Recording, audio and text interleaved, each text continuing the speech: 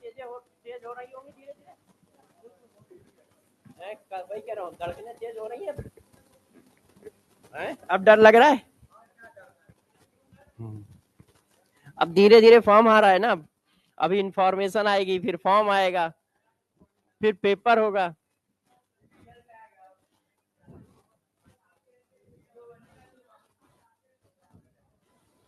हाँ यार, होना तो नहीं चाहिए मेरे रहते, ये बात तुम्हारी सही है। लेक्चर नंबर बताना, 5वां है या चौथा है? 5वां, हाँ, क्योंकि चौथे 5वें तक यहाँ तक पहुंच जाता हूँ। हेडिंग क्या है? वेपर डेंसिटी पढ़ा दी है क्या? Very good.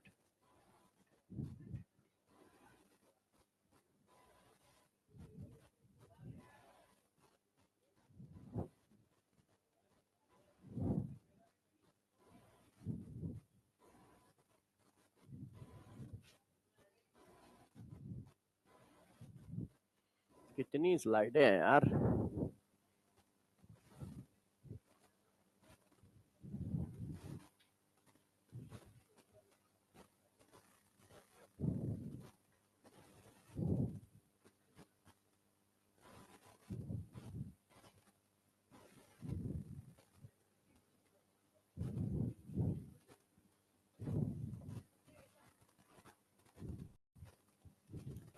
हाँ बच्चों, अब देखो हम लोग क्लास को पढ़ाएंगे, तो क्लास को पढ़ाने से पहले आप लोग थोड़ा सा तैयार हो जाओ। तैयार इसलिए हो जाओ क्योंकि आप लोगों को पता ही है, अब धीरे धीरे चीजें जो है आगे की ओर जा रही हैं। ठीक है, इंफॉर्मेशन आ गई है, तो फिर आप लोगों को बहुत सारी चीजें आगे करनी पड़ेंगी। तो देखो, लास्ट क्लास में आप लोगों को वेपर डेंसिटी पढ़ाया था, तो अभी हम पढ़ाएंगे ली चटेरियल प्रिंसिपल। ठीक है, चैप्टर को आज हमारा वाइंड अप हो जाएगा, और कल हम लोग नया चैप्टर चालू करेंगे, आयनिक इक्विलिब्रियम।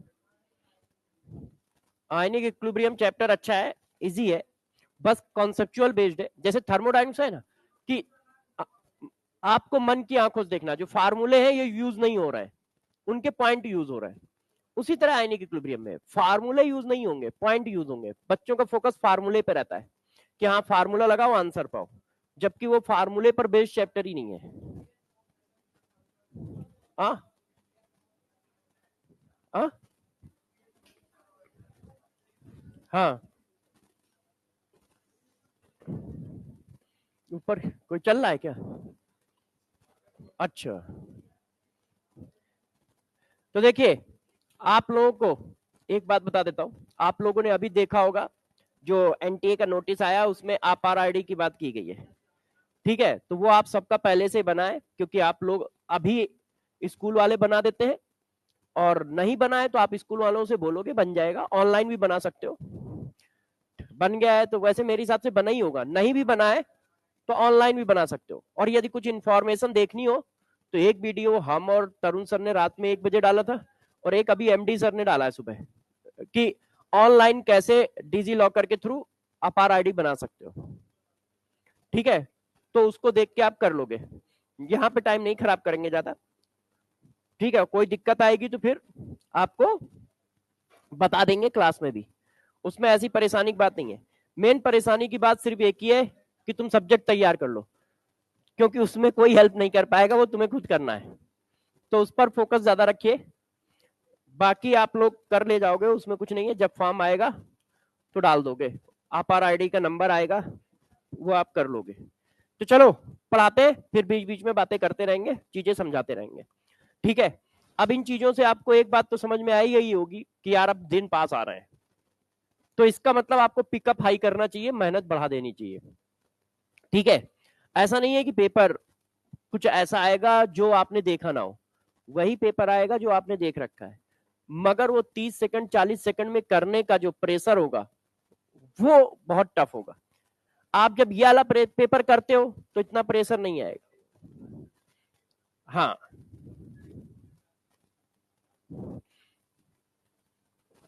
हाँ हाँ, मैच द फॉलोइंग भी आएगा, असर्शन रीजन भी आएगा।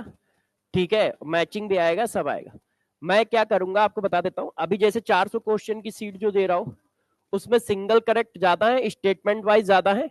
फिर एक अलग से सीट दूंगा जिसमें सिर्फ मैचिंग होगी और सिर्फ असर्शन रीजन होंगे। स्टेटमेंट वाइज क्वेश्चन तो इसमें पड़े हैं कि वो सिर्फ अलग होगा, वो एक अलग सीट होगी, चैप्टर वाइज होगी कि हाँ भाई जैसे 50 60 या 70 80 मैचिंग है, 50 60 70 80 आपके असर्शन रीजन है, 50 60 70 80 स्टेटमेंट वाइज क्वेश्चन है। स्टेटमेंट वाइज क्वेश्चन तो इसमें भी है, मैचिंग भी है बीच बीच में, मगर अलग से भी दूंगा जैसे विग्रस प्रैक्टिस कर सको आप लोग और ला सको। ठीक है, नंबर ज्यादा से ज्यादा ला सको। तो अपना टारगेट तो 100% का ही है और वो आप अचीव कर लोगे, इसकी गारंटी हमारी है। आप बस उसको करते रहो।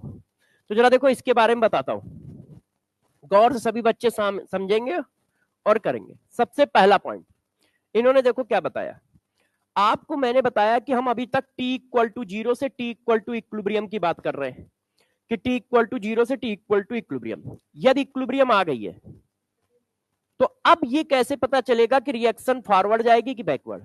क्योंकि इक्विलिब्रियम का मतलब क्या होता है? इक्विलिब्रियम का मतलब होता है कि रिएक्शन दोनों डायरेक्शन में जा सकती है।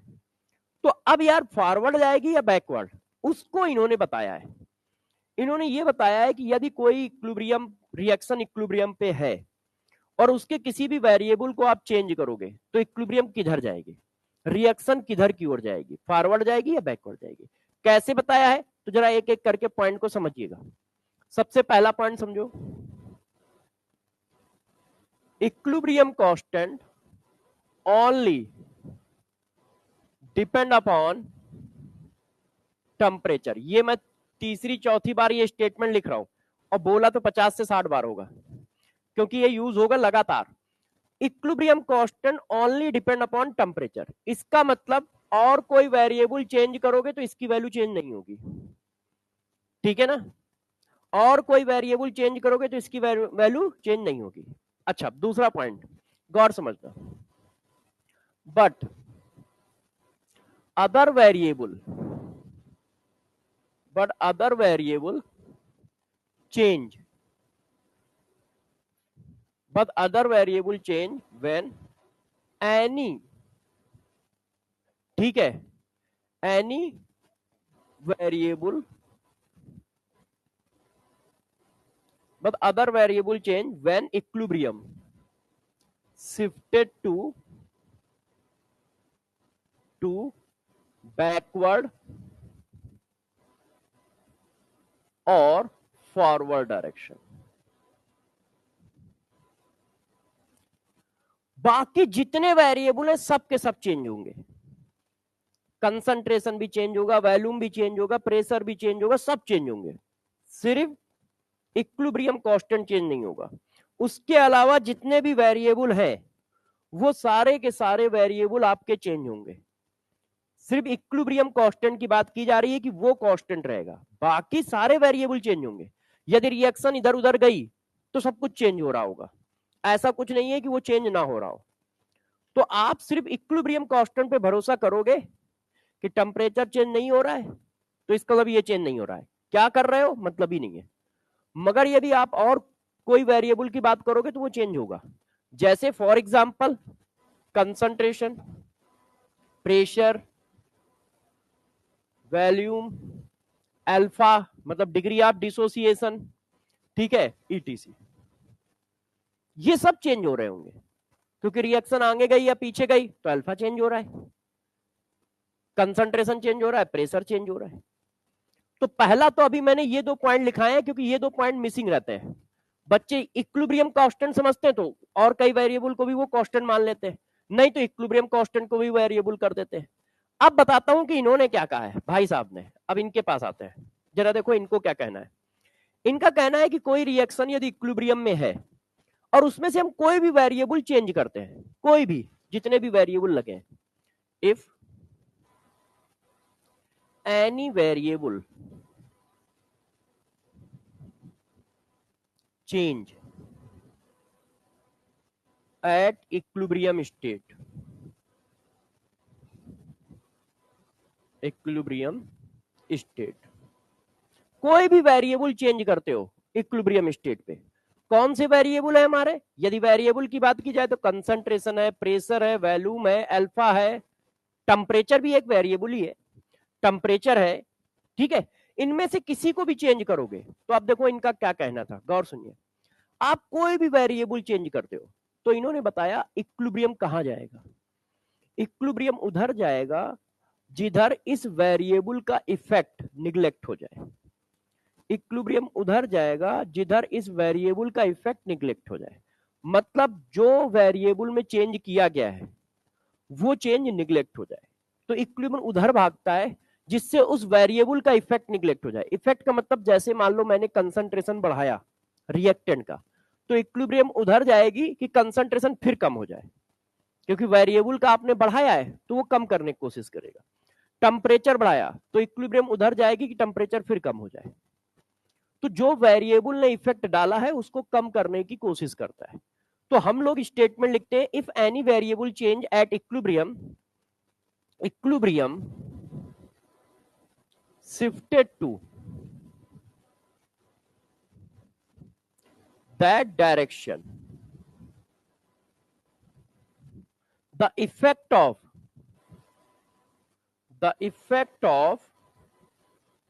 variable,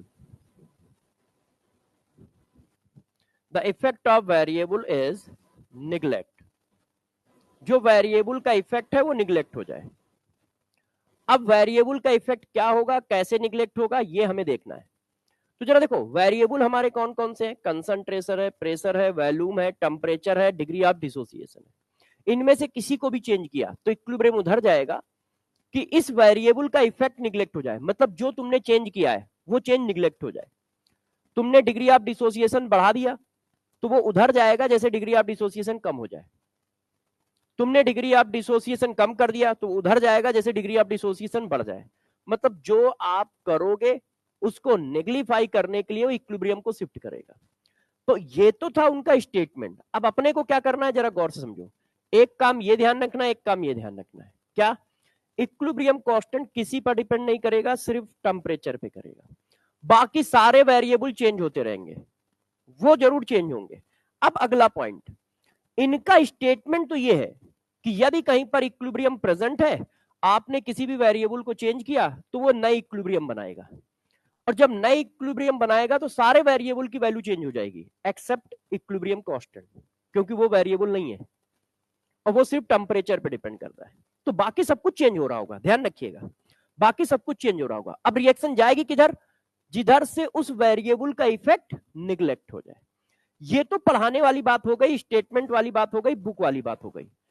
अब हम क्या करेंगे जरा देखो, हम लोगों को क्या फोकस रखना है।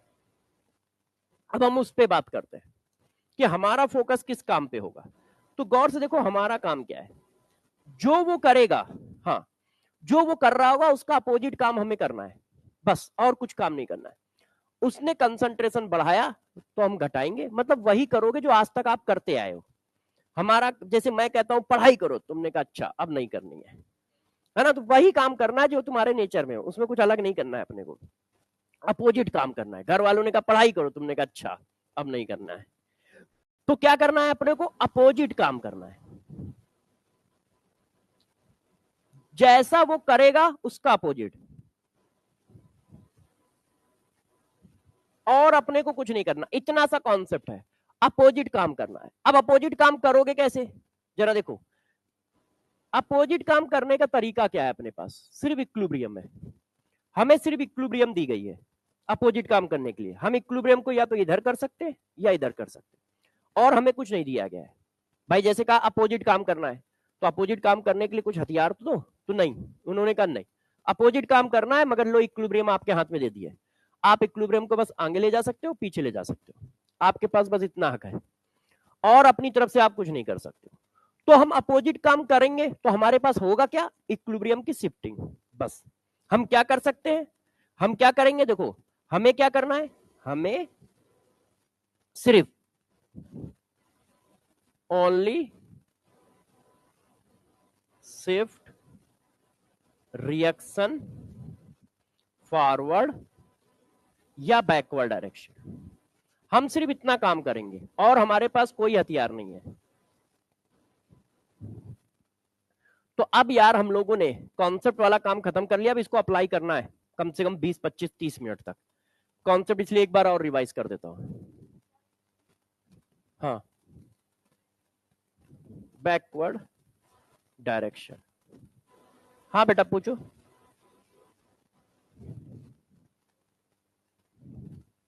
हाँ अच्छा, equilibrium shifted to that direction. हाँ, बोला है लिखा नहीं है। हाँ, तो अब जरा गौर से बातों को समझो। अब सारा भूलने के बाद एक लाइन अपने दिमाग में बैठानी है कि जो भाई करेगा उसका अपोजिट काम अपने को करना है। बस, जो भाई करेगा उसका अपोजिट काम अपने को करना है। उसने यदि किसी चीज को बढ़ाया तो हम इक्विलिब्रियम को उधर ले जाएंगे जैसे वो वैल्यू कम हो जाए। उसने किसी चीज को कम किया तो हम इक्विलिब्रियम को उधर ले जाएंगे जिससे वो वैल्यू बढ़ जाए। तो आप दिमाग में बस एक लाइन बैठा लो कि यार एक काम करना है, अपने को अपोजिट काम करना है और कुछ नहीं करना है। जो भी वो कर रहा होगा उसका अपोजिट, चाहे हेडिंग कोई भी चल रही हो, क्योंकि इसके अंदर सब हेडिंग आएंगी कम से कम 5। Effect of concentration, effect of pressure, effect of inert gas, effect of catalyst, effect of temperature. ठीक है, तो 5-6 हेडिंग आएंगी, मगर सब में अपने को एक ही काम करना है। हेडिंग अलग अलग होगी मगर उसका बेस एक ही है, अपोजिट काम करो। जो वो करेगा उसका अपोजिट अपने को कर देना है, जो भी वो कर रहा होगा। तो अब हमें दिमाग में सिर्फ एक लाइन बैठानी है, ये वाली, अपोजिट काम करना है। जो भी वो करेगा उसका अपोजिट काम करना है। तो अब हम लोग काम वो करेंगे कैसे, उसको समझेंगे कैसे, तो अब एक एक करके उसको समझाना शुरू करते हैं। देखिए, हमने कहा इफेक्ट ऑफ कंसंट्रेशन, एक एक करके सारी हेडिंग को पढ़ेंगे।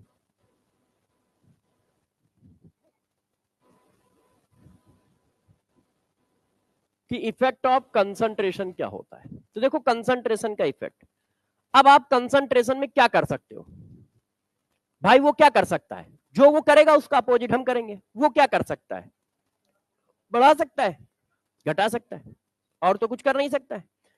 इक्विलिब्रियम में कुछ कंसंट्रेशन था, अब इस कंसंट्रेशन को या तो बढ़ा सकता है या घटा सकता है। तो कितने कंसंट्रेशन बढ़ा या घटा सकता है, तो भाई देखो कंसंट्रेशन ऑफ रिएक्टेंट होता है कि नहीं। आप उसको क्या कर सकते हो, इंक्रीज कर सकते हो या आप डिक्रीज कर सकते हो, और कुछ तो नहीं कर सकते हो कि और कुछ भी करेंगे, और कुछ पॉसिबल ही नहीं है। या तो इंक्रीज पॉसिबल है या डिक्रीज पॉसिबल है। अब देखिए, आप रिएक्टेंट को कंसंट्रेशन को बढ़ा घटा सकते हो, आप प्रोडक्ट के कंसंट्रेशन को बढ़ा घटा सकते हो, यही तो कर सकते हो। 4 पॉसिबिलिटी है, ये देखो सही है कि नहीं। या तो हम रिएक्टेंट के कंसंट्रेशन को बढ़ाएंगे या घटाएंगे, या प्रोडक्ट के कंसंट्रेशन को बढ़ाएंगे या घटाएंगे। अब हमें क्या करना है, ये तो उसने कर दिया, ये काम उसने किया। उसने क्या किया, रिएक्टेंट का कंसंट्रेशन बढ़ा दिया, तो अपने को क्या करना है, अपोजिट कम करना है ना। अब यार हमारे पास हाथ में क्या है, इक्विलिब्रियम। अब रिएक्टेंट का कंसंट्रेशन कम करना है, तो सोचो रिएक्टेंट का कंसंट्रेशन कब कम होगा, जब रिएक्शन को फॉरवर्ड ले जाए। क्यों, जब रिएक्शन फॉरवर्ड जाएगी तो रिएक्टेंट डिसोसिएट होगा, डिसोसिएट होगा तो कम हो जाएगा, है कि नहीं। समझ रहे हो भाई तुम, आए कल तुम्हारे भैया मिले थे, तो तुम टाइम कहां बर्बाद करते हो, डरो नहीं, सब बर्बाद करते हो। हाँ मतलब ऐसा कोई काम तुम अलग नहीं कर रहे हो, टेंशन ना लो। मन नहीं लगता क्या पढ़ने में, नहीं लगता, लगता है क्या मन पढ़ने में, पक्का है। और किसी में लगता हो तो बताओ, बाल विवाह भी वैलिड है, ऐसी बात नहीं है। देखिए सब लोग पढ़ाई करिए, क्योंकि देखो क्या होता है, घर वाले बहुत मुश्किल से पैसे लाते हैं, ठीक है, बहुत आसानी से भी ला रहे हैं, तो वो ला पा रहे हैं, तुम नहीं ला पाओगे। जरूरी नहीं है कि एक आदमी आसानी से पैसे ला पा रहा है तो दूसरा भी ला पाए। ठीक है, वैसे तो सब लोग बड़ी मुश्किल से ही लाते हैं, तो बड़ी मुश्किल से लाते हैं। आपको इसलिए नहीं पता चलता क्योंकि आपको मिल जाता है। आपने कहा कि हमें ये पैसे चाहिए क्योंकि हमें कॉपी लेनी है, पेन लेनी है, तो वो अपनी मुसीबत न बता के आपकी रिक्वायरमेंट को पूरी कर रहे हैं 90%, 80% या 100%। मगर वो पैसा कहीं से भी आए, वो हमेशा टफ ही होता है पैसे को कमाना। ठीक है, जैसे आपकी जेब से फर्जी में पैसे नहीं निकलते, इसका मतलब दूसरे की जेब से भी नहीं निकलते होंगे। तो यदि वो वहां से हजारों रुपए ला रहे हैं तो इसका मतलब वो मेहनत से ही आ रहे होंगे, ऐसे आ ही नहीं रहे होंगे। तो आप पूरी ताकत लगाओ और प्रैक्टिस ज्यादा करो। तुम पढ़ते हो मगर क्या है, तुम सिर्फ पढ़ते हो, जुनून वाला काम नहीं है। इस कोचिंग आए, पढ़ा कि अटेंडेंस पूरी होनी चाहिए, घर में जाके तुमने बस पढ़ाई की कि ठीक है यार, इनका काम कर लेते, इनका काम कर लेते, इनको रिवाइज कर लेते, बस। तुम इसलिए नहीं पढ़ते हो कि 720 में से 680 नंबर लाने, तुम बस इसलिए पढ़ते हो कि एडमिशन है इसलिए हम पढ़ रहे हैं। तो वो जो है 400, 500, 600 या 550 इस पे निपट जाता है। तो जुनून वाला काम करो कि नहीं, हम इसलिए नहीं पढ़ रहे हैं कि क्लास गए हैं तो सर ने पढ़ाया है इसलिए पढ़ रहे हैं, ये तो छोड़ दो। हमारा एम 650, 680 नंबर है, हम उसके लिए पढ़ रहे हैं। तो उसके लिए जब तैयारी करोगे, तुम्हें हमेशा फील होगा कि नहीं यार, अभी हम पीछे हैं, 200 नंबर पीछे, 300 नंबर पीछे, 150 नंबर पीछे। तुम क्लास के हिसाब से ना पढ़ो कि अच्छा सर ने पढ़ा दिया है तो इसके क्वेश्चन लगाने हैं, इसके तो क्वेश्चन लगाने ही है, मगर हम अभी पीछे हैं, इसका मतलब हमें और करना है, तो और ताकत लगानी है। और देखो टाइम, घंटी बज गई है, अलार्म स्टार्ट हो गया है। आज ये आया है कि अपार आईडी क्या है, कल फॉर्म आएगा, ठीक है, सेकंड वीक में फेब के आ जाएगा, फॉर्म आएगा, फॉर्म भरोगे, फिर पेपर की डेट आएगी, फिर पेपर आ जाएगा, फिर पेपर देना होगा। तो इसका मतलब क्या है, इसका मतलब जो तुम लोग अभी तक कर रहे थे ये कोई गलत नहीं है, ऐसे ही पढ़ाई होती है जैसी तुम कर रहे थे। मगर पढ़ाई के स्टेप होते हैं, एक पिक पॉइंट होता है कि अब पिकअप बढ़ा देना है, तो वो पिक पॉइंट आ गया। देखो साल भर एक ही स्पीड से स्टडी कोई नहीं कर पाता है दुनिया में, कोई भी नहीं कर पाता है। जो स्पीड लेके अभी तक आप चले थे वो ठीक थी, ऐसे ही होता ही है। मगर अब क्या होता है, कुछ बच्चे इसी स्पीड से लास्ट तक जाते हैं, और सेलेक्ट बस वो होते हैं जो अपनी स्पीड को क्या है, एक्सपोनेंशियल बढ़ाते रहते हैं कि हाँ भाई टाइम आया, टाइम आया, टाइम आया, खींच दिया उठा के, बस। तो अब आपको वही करना है, वो एक्सपोनेंशियल वाला जो ग्राफ है वो ऊपर भगाना है। अभी वो क्या है, इसका स्लोप बहुत कम था। क्यों? क्योंकि डेट भी नहीं थी, कुछ भी नहीं थी, बहुत दूर है। जैसे आप देखते हो कि जो मैराथन 4000 मीटर की होती है, 5000 मीटर की होती है, 10,000 मीटर की जो मैराथन रेस होती है, उनमें सब आराम से भाग रहे होते हैं कि हाँ भाई अभी 6 घंटे भागना है। तो वो क्या है, इतना भाग रहे होते हैं कि रेस में बने रहे, ठीक है, और स्टेमिना बचा रहे। और फिर जैसे ही 2-3 किलोमीटर रह जाता है, सब अपनी स्पीड को डबल ट्रिपल कर देते हैं और फिर बहुत तेजी से भागते हैं। मगर वही 100 मीटर की जब रिले होती है, शुरुआत से ही पिकअप हाई होता है। तो यार ये 100 मीटर की तो रिले है नहीं, क्योंकि पूरा साल भर भागना था। तो तुम अभी तक जो भाग रहे थे, आगे पीछे थे, मगर कोई दिक्कत नहीं है, अभी आप उस रेस में बने हुए हो। क्यों? 300 नंबर आ रहे हैं, 400 नंबर आ रहा है, 500 नंबर आ रहा है। अब जो है, अब आपको अपना पिकअप हाई करना पड़ेगा और आगे तेजी से भागना पड़ेगा, क्योंकि अब वो टाइम आ गया है कि फिनिशिंग लाइन पास में आ रही है। तो अब सब भागेंगे, तब आपको भी अपनी स्पीड चेंज करनी पड़ेगी। तो सब लोगों को अपनी स्पीड चेंज करनी है, अपने गियर बदलने हैं, और गियर बदलोगे सेलेक्ट हो जाओगे। सब बच्चे ऐसे ही पढ़ते हैं। अब देखो इन बैचों में से जितना पूरा बैच दिख रहा है तुम बच्चों को हम लोगों से ज्यादा जानते हो। इनमें से अभी 600 से ऊपर 2-3 बच्चे आ रहे होंगे या 4 आ रहे होंगे, हो सकता है 5 आ रहे हो सकता है 2 आ रहे हो। मगर देखना जिस दिन पेपर होगा तो 600 से ऊपर 8-10 आ रहे होंगे। क्यों? क्योंकि कुछ बच्चे ऐसे होंगे जिनको समय के हिसाब से काम करना आता है, वो इस चीज को भापने में माहिर है, क्योंकि वो बचपन से पढ़ाई कर रहे हैं, तो बचपन से एग्जाम भी दे रहे हैं, तो उनको पता है कब अपने को पिकअप को हाई करना है। तो वो क्या करेंगे, अभी 3 महीने में अपने पिकअप को हाई कर लेंगे, मतलब बहुत ज्यादा पढ़ेंगे, प्लान बनाएंगे, उस पर लगेंगे, मेहनत करेंगे, प्लान बनाएंगे, लगेंगे, प्लान ब्रेक भी होगा, खराब भी होगा, मगर वो लगे रहेंगे, और उस दिन तक इतना पिकअप बना ले जाएंगे कि सेलेक्ट हो जाएंगे। आप फिर गालियां सुनाओगे, अभी ये तो साला हमारे साथ ही घूमता था, ये जरूर चीटिंग करके ही सेलेक्ट हुआ होगा, इसको पेपर बाहर से ही मिला होगा, या तो इसका दिन सही होगा, ये लक्की होगा। नहीं, वो मेहनती है, उसको पता है कब क्या करना है। तुम जबरदस्ती अपने को डिफेंड करने के चक्कर में उसमें दसियों कमियां ढूंढ रहे हो कि नहीं इसको पेपर मिल गया होगा, इसने आज इसका लक अच्छा चल गया होगा, ये वो नहीं। उसको पता था मेहनत करनी कहाँ है, क्योंकि उसने बहुत एग्जाम लड़े हैं। तुमने भी बहुत एग्जाम लड़े हैं, 12 पास हुए हो तो इतना मतलब 12 तक तो लड़के आई हो। तो उसको पता था कि एग्जाम निकाले कैसे जाते हैं। तो उसने अपना 3 महीने का पिकअप हाई किया और एग्जाम निकाला।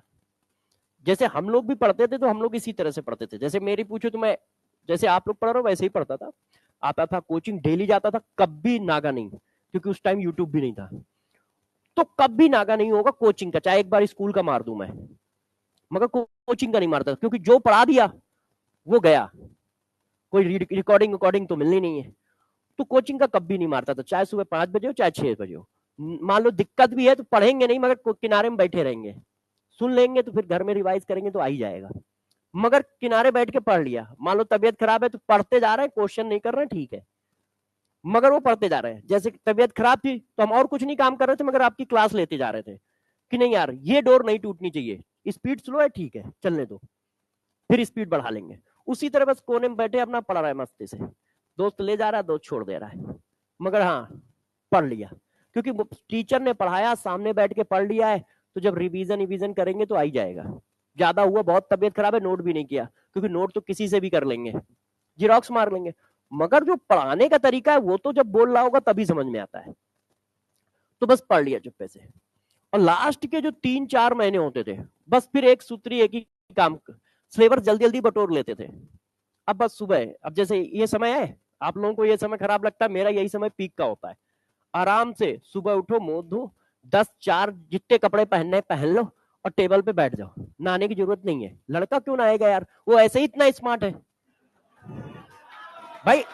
बच्चे बच्चे तो वैसे ही है कि नहीं, बच्चे तो वैसे ही इतने स्मार्ट होते हैं, उनको नहाने धोने की क्यों जरूरत है। बुढ़े लोगों को नहा धो के आना पड़ता है कि यार वो थोड़ा नहा धो के आए, नहीं तो पता नहीं बच्चे डर ही जाए, तो उनको नहा धो के आना पड़ता है। अब सीधा टेबल पे बैठ गए। अब टेबल पे बैठ से मैं उठता रही हूँ, नाश्ता वास्ता जो भी आना वहीं आएगा।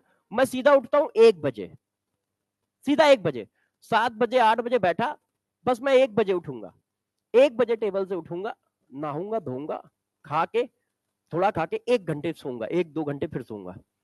और फिर मैं वो 4 बज जाता था तब तक, क्योंकि आप 1 बजे उठोगे, नहाओगे धोगे खाओगे और फिर 1-1.5 घंटे सोओगे तो 4 बज जाएगा। 4 से 6 या 4 से 5:30 पढ़ेंगे बस, 2 घंटे, क्योंकि 6 बज गया तो कोई भी लड़का घर के अंदर नहीं रहता है, मतलब कुछ प्रॉपर्टी हर एक की होती है ना, तो इसी तरह लौंडों की प्रॉपर्टी है। शाम हुई नहीं कि वो घर के बाहर नजर आए नहीं, तो मैं भी घर के बाहर आ जाता था, क्योंकि मैं भी उसी प्रजाति में पाया जाता था, तो मैं भी घर के बाहर आ गया। घर के बाहर अपना क्रिकेट खेल रहे हैं या लफाजी कर रहे हैं, जो भी मतलब करे जाते हैं वो सब कर रहे हैं। 8 बजे फिर घर के अंदर घुसा। जैसे यहाँ रात जल्दी हो जाती है, यहाँ मतलब लोग जल्दी गायब हो जाते हैं। कानपुर में ऐसा नहीं है, कानपुर में मतलब आप रात में खुला रहता है। तो 8 बजे घर के अंदर जाऊंगा, 8 बजे घर के अंदर जाके फिर खाना पीना खाया, फिर टेबल लगा दी, फिर पढ़ने लगे, फिर 12 से 1 के बीच में सो जाएंगे। तो डेली 10 घंटे 12 घंटे 15 घंटे की सेल्फ स्टडी आराम से हो जाती है। अब डेली जब 12-15 घंटे की सेल्फ स्टडी करोगे ना, तो एक हफ्ते में इतना ज्यादा गेन होगा कि तुम्हें पता चलेगा यार एक हफ्ते में सब निपटा दिया। तो अब डिसाइड होता था कि देखो 5 दिन में इनको खत्म करना है, 10 दिन में इनको खत्म करना है, 12 दिन में इनको खत्म करना है। फिर क्या हुआ, जब खत्म हो जाता था तो एक टाइम रिवीजन का कर दिया, कि रात वाला टाइम रिवीजन का या दिन वाला टाइम रिवीजन का, बाकी अपना पढ़ाई का, कि हाँ भाई पढ़ाई करेंगे। तो अब क्या है, जब 70-80% सिलेबस खत्म हो गया तो एक टाइम रिवीजन का कर दिया 3 से 4 घंटे, और एक टाइम पढ़ाई वाला चल रहा है। पेपर तक जाते जाते ये सिचुएशन है कि देखो सब कुछ पढ़ लिया, सब कुछ रिवाइज कर लिया, अब पेपर के बीच में 2 दिन का गैप है, तो बस रिवीजन करके पेपर देना है, पढ़ना अड़ना कुछ नहीं है। क्वेश्चन वोश्चन सब कर रखे, रिवीजन करके पेपर देना, रिवीजन करके पेपर देना, अपनी तरफ से प्रिपरेशन हो गई। तो वही तुम्हें करना है, सिलेबस कर लो, सिलेबस करने के बाद एक रिवीजन का टाइम निकाल लो, क्योंकि सिलेबस कर चुके हो। फिर टेस्ट पेपर देने का टाइम निकाल लो कि कम से कम हफ्ते में 3 टेस्ट पेपर दो। मार्च में हफ्ते में 3 टेस्ट पेपर दो, मार्च अप्रैल में हफ्ते में 3 दो, कम से कम पूरे महीने में 20-25 टेस्ट पेपर दे लो। तो अब टाइम कैसे आएगा, सिलेबस खत्म कर रखा है, कमियां अपनी दूर कर रखी है, तो एक पेपर देने का टाइम है, एक कमियां दूर करने का टाइम है, एक रिवीजन करने का टाइम है। उस हिसाब से मतलब प्लान आपका होगा, क्योंकि एक का प्लान दूसरे पे काम नहीं करता है। और इसका आप सबसे इजी एग्जांपल देख लो, जिस तरह से सचिन बैटिंग करता है उस तरह से विराट नहीं करता, जिस तरह से मैसी खेलता है उस तरह से रोनाल्डो नहीं खेलता है, ठीक है। जिस तरह से तेजस्वी यादव बातें करता है उस तरह से अखिलेश यादव बातें नहीं करता है। तो हर एक की अपनी एक अलग पहचान होती है। तो तुम अपनी ताकत से ही लड़ो, और सक्सेस सभी है, ऐसा थोड़ी कोई कम सक्सेस है, सक्सेस सभी है। तो आप अपनी ताकत से लड़ो, अपनी ताकत से मतलब प्लान आपका ही होगा, प्लान आपका ही होगा, क्योंकि आपको पता है कि आपकी बॉडी किस तरह से रिएक्ट करती है। तो आपको दिन अच्छा लगे तो दिन में पढ़ो, रात अच्छा लगे रात में पढ़ो, जैसा भी आप लोग कर पाओ। मगर हाँ, गियर बदलो, टाइम आ गया है, अब मुझे पढ़ाने दो, है ना, आप डिस्टर्ब मत करियो।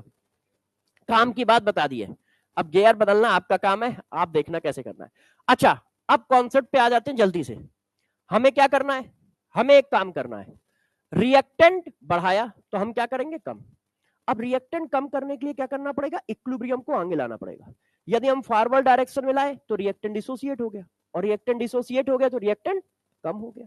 तो इसका मतलब कहां होगा, इक्विलिब्रियम कहां जाएगी, equilibrium shifted to forward direction, shifted to forward direction. Clear है ये कैसे निकल रहा है, देख रहे हो। ध्यान रखिएगा, यही सब पूछेगा कि कंसंट्रेशन ऑफ PCl5 बढ़ाया तो इक्विलिब्रियम किधर जाएगा। अब जरा देखो यार, ये हमें पता चल गया। अब दूसरे वाले पे आओ, ये सब गलत लिखे हैं, पहला वाला छोड़ के। कंसंट्रेशन ऑफ रिएक्टेंट डिक्रीज कर दिया, भाई ने डिक्रीज किया तो हम क्या करेंगे, बढ़ाएंगे। अब कंसंट्रेशन बढ़ाएं कैसे, हमारे पास तो इक्विलिब्रियम है, इसका मतलब रिएक्शन बैकवर्ड डायरेक्शन में लाए, प्रोडक्ट रिएक्टेंट में कन्वर्ट होगा तो रिएक्टेंट का कंसंट्रेशन बढ़ जाएगा, क्योंकि उसने क्या किया है, कम। जब उसने कम किया तो हमें कंसंट्रेशन क्या होगा, बढ़ाना होगा। और कंसंट्रेशन बढ़ाने के लिए हमें किधर ले जाना पड़ेगा, बैकवर्ड डायरेक्शन में। ये बात समझ में आ रही सबको, कि यदि कंसंट्रेशन ऑफ रिएक्टेंट डिक्रीज किया जा रहा है तो रिएक्शन किधर ले जाएंगे, वो डिक्रीज करेगा तो हम क्या कर रहे हैं, अपोजिट काम, तो हमें क्या करना है, इंक्रीज। अब रिएक्टेंट का कंसंट्रेशन कैसे इंक्रीज करें, जब रिएक्शन को प्रोडक्ट से रिएक्टेंट की ओर लाओगे तो रिएक्टेंट बनता जाएगा तो कंसंट्रेशन बढ़ता जाएगा, और प्रोडक्ट से रिएक्टेंट आने का मतलब बैकवर्ड डायरेक्शन। नहीं, मैंने उल्टा नहीं लिखा, मैंने आपको बोला था, आपने ध्यान नहीं दिया। मैंने कहा था कि मैं छाप रहा हूं, ये सब गलत लिखे है ना। तो रिएक्शन किधर जाएगा, बैकवर्ड डायरेक्शन। अब इधर आ जाओ, कंसंट्रेशन ऑफ प्रोडक्ट बढ़ गया, तो अब कंसंट्रेशन ऑफ प्रोडक्ट बढ़ गया तो हम उल्टा काम करते हैं, हम करेंगे कम। अब प्रोडक्ट का कंसंट्रेशन कम कैसे होगा, जब हम बैकवर्ड जाएंगे, प्रोडक्ट डिसोसिएट हो गया तो कम हो जाएगा, इसका मतलब इसमें भी क्या आना है, बैकवर्ड।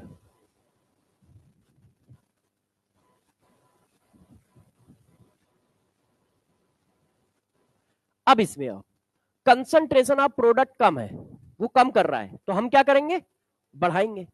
अब कंसंट्रेशन ऑफ प्रोडक्ट बढ़ाने का रास्ता क्या है, तो हम रिएक्शन को फॉरवर्ड ले आए, क्योंकि हमारे हाथ में सिर्फ रिएक्शन का इक्विलिब्रियम है, ऐसे कर सकते हो ऐसे कर सकते हो, है ना।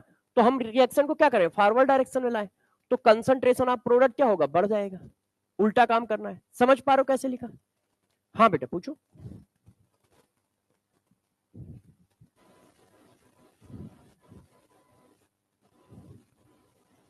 अच्छा, समझने के लिए,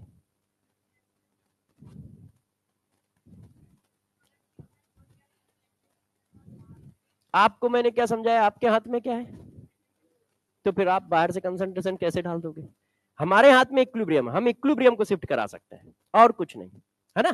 कॉन्सेप्ट क्या है कि आप इक्विलिब्रियम को सिर्फ शिफ्ट कराओगे, तो अलग से कैसे डाल दोगे। अच्छा, अब देखो एक खास बात, गौर सुनिए। आप देखो, एक कॉन्सेप्ट दिमाग बैठा लो, उसी से करना है, अपोजिट काम करना है। और अपोजिट काम किस हिसाब से करना है, सिर्फ इक्विलिब्रियम पकड़ के आगे पीछे करना है, और कुछ नहीं करोगे। अच्छा, अब गौर समझो, क्या इक्विलिब्रियम रिएक्शन में सॉलिड का कंसंट्रेशन लिखते हो, इक्विलिब्रियम रिएक्शन में मतलब इक्विलिब्रियम कांस्टेंट में क्या सॉलिड का कंसंट्रेशन लिखते हो, नहीं। तो यदि उसके कंसंट्रेशन को चेंज करोगे तो रिएक्शन में कोई चेंज नहीं आएगा, क्योंकि इक्विलिब्रियम पर मतलब जो सॉलिड का कंसंट्रेशन होता है वो कांस्टेंट होता है। तो ध्यान रखना जरा, इसीलिए मैं नोट डाल के लिख रहा हूं, concentration of solid substance no effect in equilibrium. इनके कंसंट्रेशन को चेंज करोगे तो ना तो रिएक्शन आगे जाएगी ना पीछे जाएगी, कोई इफेक्ट नहीं पड़ेगा। क्यों? क्योंकि इक्विलिब्रियम कांस्टेंट में ये लिखे ही नहीं जाते। तो जब ये लिखे ही नहीं जाते तो कोई इफेक्ट डालेंगे भी नहीं। तो ऐसा मत करना कि तुम देख रहे हो कि रिएक्टेंट का कंसंट्रेशन चेंज किया है, प्रोडक्ट का चेंज किया है, देख लेना उसकी फिजिकल स्टेट भी क्या है। कि बस झोंक में चले जा रहे हैं, अच्छा रिएक्टेंट का चेंज हुआ है, रिएक्टेंट का बढ़ा तो फॉरवर्ड ले जाओ, ये देख लो वो रिएक्टेंट सॉलिड तो नहीं है। क्योंकि सॉलिड का चेंज हो रहा है तो कोई इफेक्ट नहीं, हमें कहीं ले जाने की जरूरत नहीं है। क्यों? क्योंकि वो इक्विलिब्रियम कांस्टेंट वाली इक्वेशन में होता ही नहीं है। तो ये वाली बात हमारे पास आ गई। अच्छा, अब नेक्स्ट क्वेश्चन सारे एक साथ कराएंगे क्योंकि सब में मिक्सअप होता है क्वेश्चन इसका। अब देखो इफेक्ट ऑफ प्रेशर। अब हम प्रेशर के इफेक्ट की बात करते हैं। हमारा कॉन्सेप्ट क्या है? अपोजिट काम करना। हेडिंग कोई भी चले, कॉन्सेप्ट एक ही है। हेडिंग से कॉन्सेप्ट का कोई लेने देना नहीं है, ध्यान रखिएगा। अब जरा देखो पहले कॉन्सेप्ट को समझा देता हूं। भाई प्रेशर में तभी मेजर करोगे जब रिएक्शन गैस फेज में चल रही हो। तो पीवी इक्वल टू एनआरटी। एक ही कंटेनर में है तो टेम्परेचर सेम, हम सब लोग एक ही कंटेनर में बैठे हैं, सबको सेम टेम्परेचर फील हो रहा है। आर वैसे ही कांस्टेंट है, एक ही कंटेनर में है तो डायमेंशन भी सेम, वॉल्यूम भी सेम है कि नहीं। तो इसका मतलब हुआ P प्रोपोर्शनल N। भाई बाकी सब तो कांस्टेंट ही है, तो यदि मोल चेंज होंगे तो प्रेशर चेंज होगा। तो यदि हमें प्रेशर बढ़ाना घटाना है तो मोल बढ़ा घटा दे, क्योंकि विजुलाइज प्रेशर सॉरी विजुलाइज मोल होता है। मोल हमें दिखता है NH3 plus 2 sorry N2 plus 3H2 gives 2 ammonia. तो देखो मोल दिख रहा है, इसका 1, इसका 3, इसका 2। प्रेशर दिख रहा है, किसका कितना प्रेशर है? नहीं। तो विजुलाइजेशन मोल का है, तो जो मोल में चेंज वही प्रेशर में चेंज, डायरेक्टली प्रोपोर्शनल है। यदि हमें मोल बढ़ाना है सॉरी हमें प्रेशर बढ़ाना है तो क्या बढ़ाओगे? मोल। हमें प्रेशर कम करना है तो हम क्या कम करेंगे? मोल। है कि नहीं? क्योंकि डायरेक्टली प्रोपोर्शनल है। अब आते हैं काम पे। अब देखो, हाँ बेटे, अच्छा ऊपर गलत लिखा है, इफेक्ट ऑफ प्रेशर। अब जरा देखना बच्चों, प्रेशर क्या इंडिविजुअल का बढ़ा घटा सकते हो आप? पिस्टन के थ्रू कंटेनर का बढ़ाओगे घटाओगे ना, है कि नहीं? आप क्या करोगे भाई? पिस्टन को ऊपर नीचे करके कंटेनर का प्रेशर बढ़ाओगे घटाओगे। तो प्रेशर चेंज होगा तो क्या होगा? पूरे कंटेनर का होगा। कंसंट्रेशन इंडिविजुअल का भी चेंज कर सकते थे आप, मगर प्रेशर पूरे कंटेनर का चेंज कर रहे होगे। तो देखो हमने लिखा प्रेशर ऑफ कंटेनर इंक्रीजेस। भाई प्रेशर को क्या कर पाओगे? या तो इंक्रीज कर पाओगे या डिक्रीज कर पाओगे, दो ही चीजें तो कर पाओगे। और कुछ कर सकते हो? बताओ। या तो हम प्रेशर को बढ़ा पाएंगे या प्रेशर को हम कम कर पाएंगे। अब जरा देखिएगा सब लोग, प्रेशर हमारे को क्या किया इसने? बढ़ाया। हमारा क्या काम होगा? कम करना। प्रेशर इसने बढ़ा दिया, हमारा काम क्या होगा? कम करना। अब प्रेशर कम करने के लिए क्या करना पड़ेगा? मोल कम करने पड़ेंगे, है कि नहीं? तो हम रिएक्शन को उधर ले जाएंगे जिधर मोल कम हो। उससे क्या होगा? मोल कम हो जाएंगे।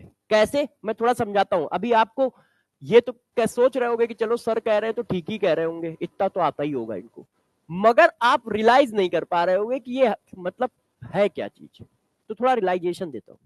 देखो इधर मोल कितने? 4।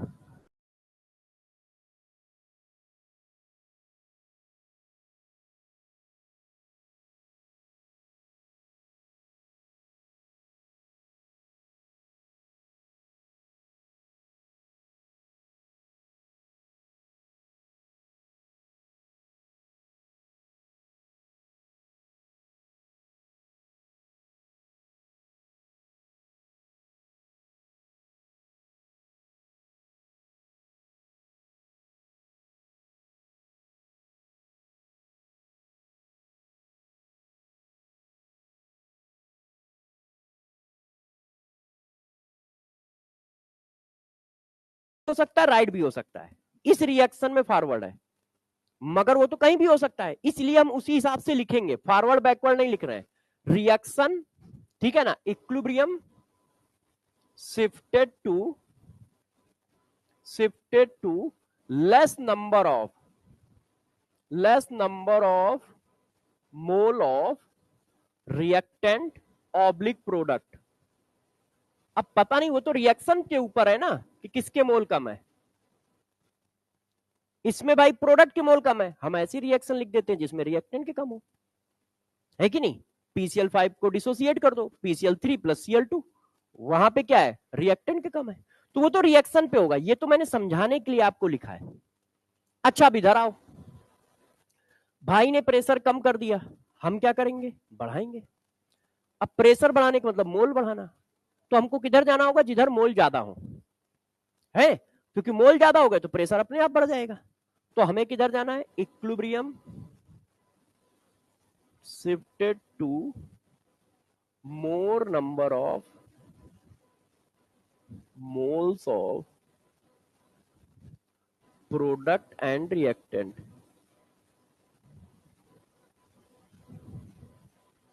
अब ये बात तो हमें समझ में आ गई, मगर यहां पे एक रहता है क्या, गौर समझो। यदि डेल्टा एनजी की वैल्यू 0 है, इसका मतलब मोल ऑफ रिएक्टेंट बराबर है मोल ऑफ प्रोडक्ट। गैस के मोल ध्यान रखना, जो उसमें मत आ जाना कि पता चला सिर्फ मोल काउंट कर रहे हो और सॉलिड और लिक्विड सब लपेटे पड़े हो। गैस की बात की जाएगी क्योंकि डेल्टा एनजी गैस के लिए था। अब मोल बराबर है तो तुम इधर उधर करके मोल बढ़ा ही नहीं पाओगे और ना घटा पाओगे, तो प्रेशर चेंज ही नहीं कर पाओगे। जैसे 2HCl gas gives hydrogen gas plus Cl2 gas, इधर भी 2 मोल, इधर भी 2 मोल। अब मैंने प्रेशर बढ़ा दिया, अब तुम घटा के दिखाओ। हम भाई रिएक्शन को इधर उधर कर सकते हैं, दोनों तरफ मोल बराबर है, इधर करेंगे तब भी मोल उतने ही, उधर करेंगे तब भी मोल उतने ही, तो मोल नहीं चेंज हो रहा है तो प्रेशर नहीं चेंज होगा, तो हम कर ही नहीं पाएंगे अब कुछ, है कि नहीं। हम हाथ खड़ा कर देंगे कि ना प्रभु अब हमसे ना हो पाएगा, क्योंकि हमारी औकात में इक्विलिब्रियम को इधर उधर करना था और इक्विलिब्रियम को इधर उधर करने से मोल ही नहीं चेंज हो रहे। अब मोल नहीं चेंज हो रहे तो हम प्रेशर नहीं चेंज कर पाएंगे, हमारे औकात से बाहर की बात है। तो हम इसको क्या लिखते हैं कि यह डेल्टा एनजी इक्वल टू 0 है तो no effect of pressure. Pressure equilibrium को इधर उधर करेगा ही नहीं। क्यों, तुम मना कर रहे हो ना कि हम इक्विलिब्रियम को कहीं नहीं ले जाएंगे। क्यों नहीं ले जाएंगे, क्योंकि कुछ होगा ही नहीं, तो फर्जी में मेहनत क्यों करें, फर्जी में मेहनत क्यों करें। तो तुम कहोगे इक्विलिब्रियम कहीं नहीं शिफ्ट होगी, no effect of pressure, no effect of pressure. तो यदि ध्यान रखिएगा डेल्टा एनजी किसी रिएक्शन का 0 है तो प्रेशर का कोई इफेक्ट आना ही नहीं है, क्योंकि हम मोल नहीं चेंज कर सकते, तो मोल नहीं चेंज कर सकते तो हम इक्विलिब्रियम को इधर उधर ले ही नहीं जाएंगे। इक्विलिब्रियम जहां थी वहीं है तो प्रेशर बढ़ाने से कुछ हुआ ही नहीं, इसका मतलब तो no effect of pressure. Pressure कम करने से भी कुछ नहीं हुआ तो इसका मतलब नो इफेक्ट ऑफ प्रेशर। तो लिखा अलग अलग है मगर कॉन्सेप्ट एक ही है, अपोजिट काम करना है, लगातार वही काम कर रहे हैं, उसके हिसाब से बार बार लिखते जा रहे हैं कि प्रेशर का इफेक्ट क्या होगा। अब जरा देखो अगला पॉइंट, ध्यान दीजिए, इफेक्ट ऑफ कैटलिस्ट। कैटलिस्ट का क्या इफेक्ट होगा, तो गौर समझिए, ध्यान दीजिएगा। कैटलिस्ट वाले क्वेश्चन में केमिकल काइनेटिक्स मिक्स करके ऑप्शन आएंगे। केमिकल काइनेटिक्स के भी कुछ पॉइंट पढ़े होंगे, कुछ पॉइंट अपना केमिकल इक्विलिब्रियम के भी पढ़े होंगे। तो पहला पॉइंट, ठीक है, कैटलिस्ट क्या करता है, only increase rate of reaction. Catalyst क्या करेगा, सिर्फ रिएक्शन के रेट को बढ़ाएगा। अच्छा, catalyst does not change equilibrium constant. Catalyst equilibrium constant की वैल्यू को चेंज नहीं करता है ना, क्योंकि इक्विलिब्रियम कांस्टेंट सिर्फ टेम्परेचर पे डिपेंड करता है, वो रिएक्शन की स्पीड बढ़ा देता है। अब जरा देखो रिएक्शन की स्पीड बढ़ाने से होगा क्या, हाँ, does not change equilibrium constant. कौन? Catalyst. Catalyst does not change. अच्छा चेंज कहां चला गया, रुक जाओ 1 मिनट जरा सेटिंग करता हूं। अरे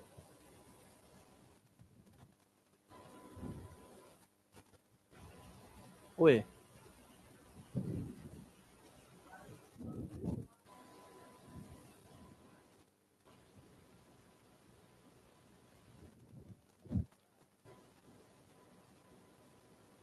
ये ठीक है ना? अच्छा अब गौर समझना, चेंज क्या करता है। हमने स्पीड बढ़ाई, गौर सुनिए, पहले पहले समझ लो। हमने स्पीड बढ़ाई तो इक्विलिब्रियम 10 मिनट में आनी थी, हमने स्पीड बढ़ा दी रिएक्शन की तो इक्विलिब्रियम पहले आ गई। आनी वहीं पे है, जगह वही है, बस पहले आ जाएगी। इसका एग्जांपल आपको बहुत इजी देता हूं। देखो आप अपने घर से डेली आते हो, डेली आप सपोज करो कि पैदल आते हो, आपको 10 मिनट लगते हैं। एक दिन आपको मिल गई बाइक तो आपको 3 मिनट लगे। जहां से चलते हो वो फिक्स है, जहां पे पहुंच रहे हो वो फिक्स है, बस आपने क्या कम कर दिया, आने का समय। यही तो कम हुआ है ना, और कुछ तो नहीं कम हुआ है। तो आप रिएक्शन का रेट बढ़ा रहे हो, तो जहां इक्विलिब्रियम आती है वहीं पे आएगी, कोई अलग जगह नहीं आनी है। मगर रेट बढ़ गया है तो इक्विलिब्रियम जल्दी आ जाएगी। तो इक्विलिब्रियम कैटलिस्ट क्या करता है, reduce time to reach equilibrium. Equilibrium तक पहुंचने के टाइम को रिड्यूस कर देता है, कम कर देता है। क्यों? क्योंकि रेट बढ़ गया है ना? तो ये टाइम को कम करेगा, इक्विलिब्रियम कांस्टेंट पे कोई चेंज नहीं करेगा, इक्विलिब्रियम कांस्टेंट फिक्स रहेगा। क्या करेगा, रेट ऑफ रिएक्शन को बढ़ाएगा जिसकी वजह से टाइम कम लगेगा। अच्छा और क्या करता है, एक्टिवेशन एनर्जी को डिक्रीज करता है। ये केमिकल काइनेटिक्स में पढ़ाया है, एक्टिवेशन एनर्जी को डिक्रीज कर देता है।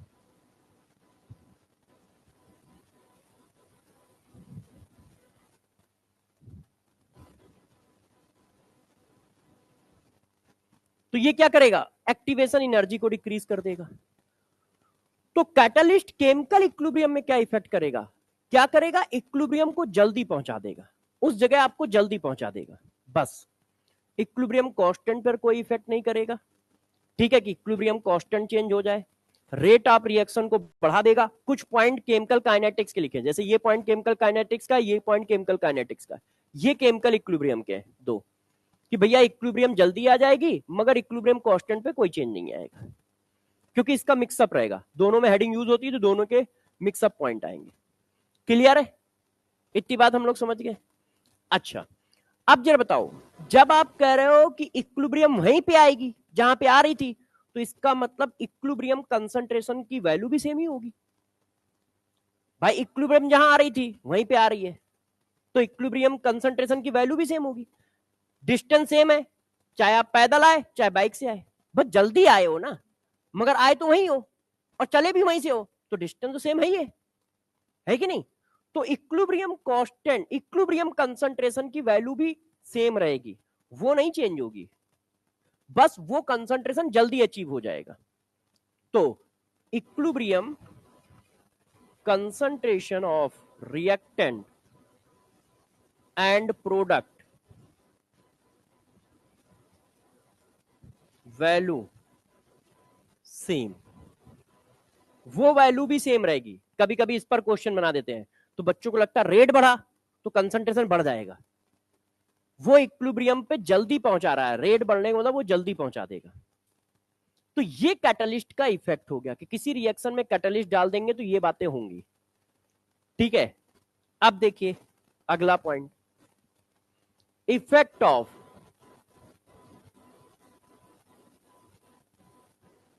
Inert gas.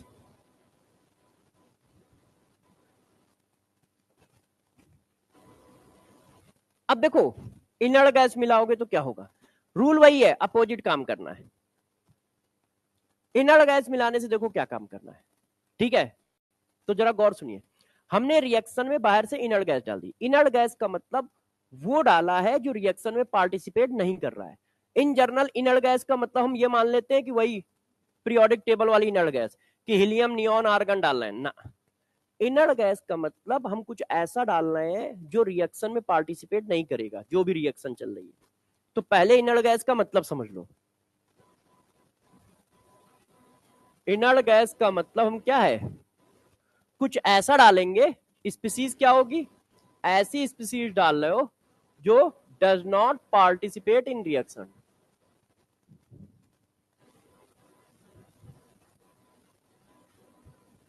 इन रिएक्शन, जो रिएक्शन में पार्टिसिपेट नहीं कर रहा है, वो कुछ भी हो सकता है।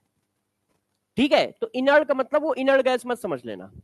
इनर्ट का मतलब हम ऐसी स्पीसीज डालना है जो उस रिएक्शन में किसी से रिएक्शन नहीं करेगी, ना रिएक्टेंट से करेगी ना प्रोडक्ट से करेगी। अच्छा, अब और आगे बढ़ते हैं। आप इसको मिलाओगे तो होगा क्या, और शिफ्ट कैसे होगा रिएक्शन, उस पर बात करते हैं। तो इनर्ट गैस मिलाने से क्या होगा, total number of mole increase हो जाएंगे। क्यों, रिएक्शन में पार्टिसिपेट नहीं करेगा मगर टोटल मोल कंटेनर पे तो बढ़ा देगा, है कि नहीं। मान लो कोई ऐसा बच्चा बैठा दिया जाए जिसका पढ़ने से कोई लेने देना नहीं है, मगर वो नंबर ऑफ स्टूडेंट तो बढ़ा ही देगा, जबकि वो पढ़ा नहीं रहा है, वो इस प्रोसेस में पार्टिसिपेट नहीं कर रहा है। बच्चे कहेंगे सर ऐसे तो आधी जनता पहले से बैठी है, आप बाहर से बैठा क्यों रहे हो। तो जरा समझिए, तो नंबर बढ़ा देगा, तो भाई जब उस कंटेनर में डाल दिया तो टोटल मोल तो बढ़ा ही देगा ना यार। तो टोटल नंबर ऑफ मोल हमारे क्या कर देगा, बढ़ा देगा। अब इससे होगा क्या, जरा गौर समझो। पहले मैं आपको समझा देता हूं कि ये वर्क कैसे करता है, फिर मैं आपको बता दूंगा क्या ध्यान रखना है, क्योंकि मैं डायरेक्ट वो लिखूंगा तो कोई ना कोई बच्चा पूछ ही लेगा कि ये आया कहां से। ठीक है, तो आपको याद क्या रखना है वो बता दूंगा, करा कैसे जाता है वो बता दे रहा हूं। करा कैसे जाता है वो बस आपको एक बार देखना है आज, उसके बाद ध्यान ना रखो, क्योंकि वो कहीं नहीं पूछा जाता है। ये पूछा जाता है कि हाँ ये वर्क कैसे कर रहा है। तो वर्क कैसे कर रहा है ये याद रखिए, करते कैसे ये मैं थोड़ा सा सिखा देता हूं आपको। देखिए ये एक रिएक्शन है, ठीक है, ये सब आपको ध्यान नहीं रखना जो अभी समझा रहा हूं, मगर थोड़ा विजुलाइज हो जाएगा कि ये काम कैसे कर रहा है। ये एक रिएक्शन है इस तरह से, अभी मैंने इनर्ट गैस नहीं मिलाया है। ठीक है, तो यदि मैं इसका केपी निकालूं तो आप क्या निकालोगे, KP equal to partial pressure of product upon partial pressure of reactant, ऐसे ही तो करोगे। अच्छा, पार्शियल प्रेशर क्या होता है, मोल फ्रैक्शन ऑफ प्रोडक्ट, भाई mole fraction of B. Partial pressure क्या होता है, उसका mole fraction into total pressure. तो mole fraction of B, total pressure, mole fraction of A, total pressure. सही है।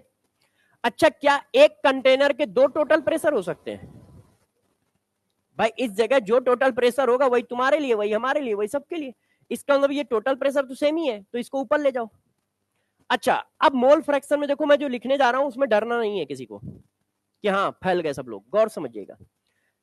ये लिखा है मोल फ्रैक्शन, तो मोल फ्रैक्शन होता क्या है, mole of B upon total mole, mole of A upon total mole, यही तो होता है ना, इसमें तो कोई चेंजेस है नहीं, इतनी बात है।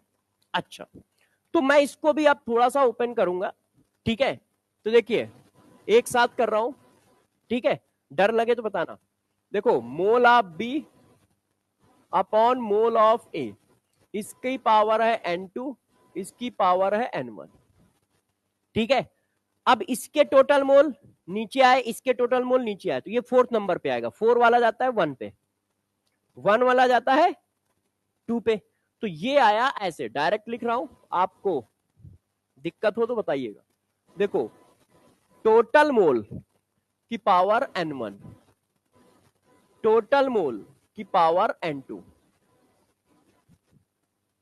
ये देखो mole of B upon total mole, इसकी पावर n2 है तो टोटल मोल की पावर भी n2 आएगी।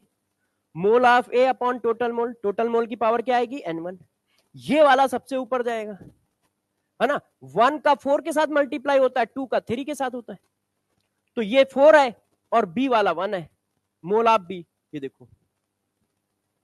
अच्छा, अब प्रेशर को हमने इसको ऊपर ले गए, तो प्रेशर वाले को मैंने ये लिख लिया, पीटी इक्वल टू, देखिए T2 minus N2 minus N1, clear है, बस रीअरेंज कर रहे हैं। अच्छा, इसको और थोड़ा सा रीअरेंज कर लो, दिखने में थोड़ा ठीक लगने लगे जैसे। अब मैं रीअरेंज कर रहा हूं, जरा गौर से समझिएगा।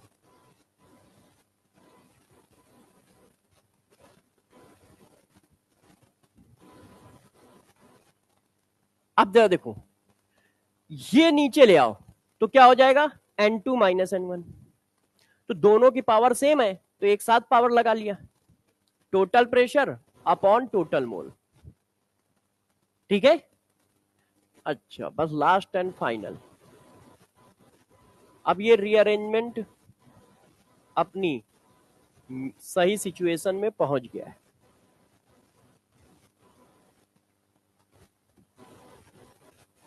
इसको हमने डेल्टा एनजी लिख लिया। प्रोडक्ट माइनस रिएक्टेंट क्या होता है, डेल्टा एनजी तो होता है। अब ये आ गया हमारी इक्वेशन। अब मैंने मिलाया inert gas. Suppose x mole of inert gas add, x मोल मैंने ऐड कर दिया। तो अब x मोल करेगा क्या, टोटल मोल को बढ़ा देगा। रिएक्शन में पार्टिसिपेट कर नहीं रहा है तो ना तो B के मोल को बढ़ाएगा ना A के मोल को बढ़ाएगा। भाई आपने A मिलाया नहीं है, आपने B मिलाया नहीं है, आप तो कोई अलग चीज की मोल मिला रहे हो, तो वो टोटल मोल को बढ़ाएंगे। तो जब टोटल मोल को बढ़ाएंगे तो ये इक्वेशन आ गई, ये हमारी नई इक्वेशन है। नई इक्वेशन ये आ गई।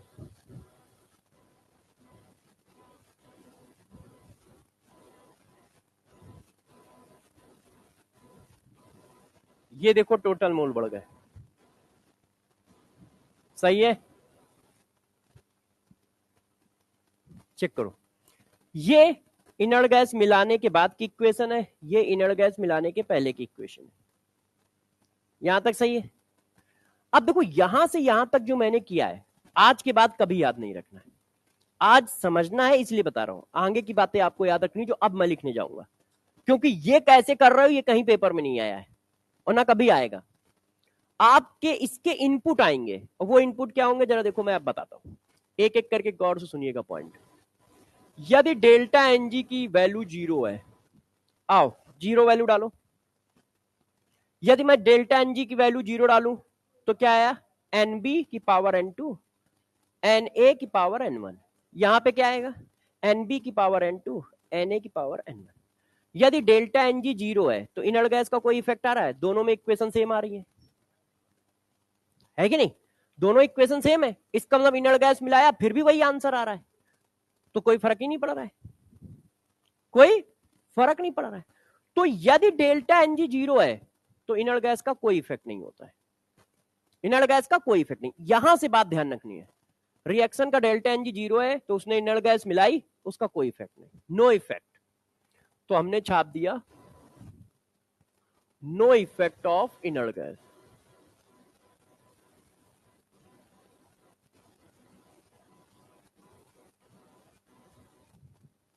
इनर्ट गैस का कोई इफेक्ट नहीं। अच्छा, ओए पीछे आ जाओ। अब ये लिखा है तो बच्चों ने कहा सर, मैंने कहा क्या हुआ, बच्चों ने कहा सर यार इसको थोड़ा और आप चेंज कर दो, मन नहीं लग रहा है। तो मैंने कहा यार तुम्हारा मन लगना तो सबसे ज्यादा जरूरी है, पेपर तो तुम्ही को देना है, तो तुम्हारा मन लगाता है। अब गौर समझिए, आपने अभी मुझे थोड़ी देर पहले पढ़ाया था, किधर है, ये देखो है। अब जरा मैं लिखने जा रहा हूं, इस चीज को यहीं लिख देता हूं क्योंकि यहां समझाना आसान होगा। ऐसे लिख दूं तो बुरा मानोगे, P अपॉन N प्रोपोर्शनल ये, या P अपॉन N की जगह हम ये डाल दे तो देखिए P अपॉन N तो R T बाई V, ऐसा लिख सकते हैं। तो P अपॉन N की जगह लिख सकते हैं R T बाई V। इसका मतलब ये इक्वेशन ऐसे भी लिखी जा सकती है, R T बाई V की पावर डेल्टा Ng। तो ये इक्वेशन भी ऐसे लिखी जा सकती है, R T बाई V की पावर डेल्टा Ng। मोल बढ़े हैं मगर मैंने कहा वॉल्यूम कांस्टेंट है कंटेनर का, तो कंटेनर का वॉल्यूम तो सेम ही रहेगा। 4-6 बच्चे और बढ़ा दो तो डायमेंशन थोड़ी चेंज हो जाएंगे भाई। मोल बढ़ा तो प्रेशर बढ़ेगा, डायमेंशन थोड़ी चेंज कर दोगे। तो इसका अच्छा कुछ गलत लिख दिया है। अच्छा अच्छा, ये आर गायब है, टी गायब है ना, आर टी। हाँ तो इधर ये भी गायब है यार, रुक जाओ, इधर थोड़ा सा वो पड़ोसी वाले भी चीज गायब है ना, ये जो पड़ोस में लिखा है इसको भी तो लिख दे।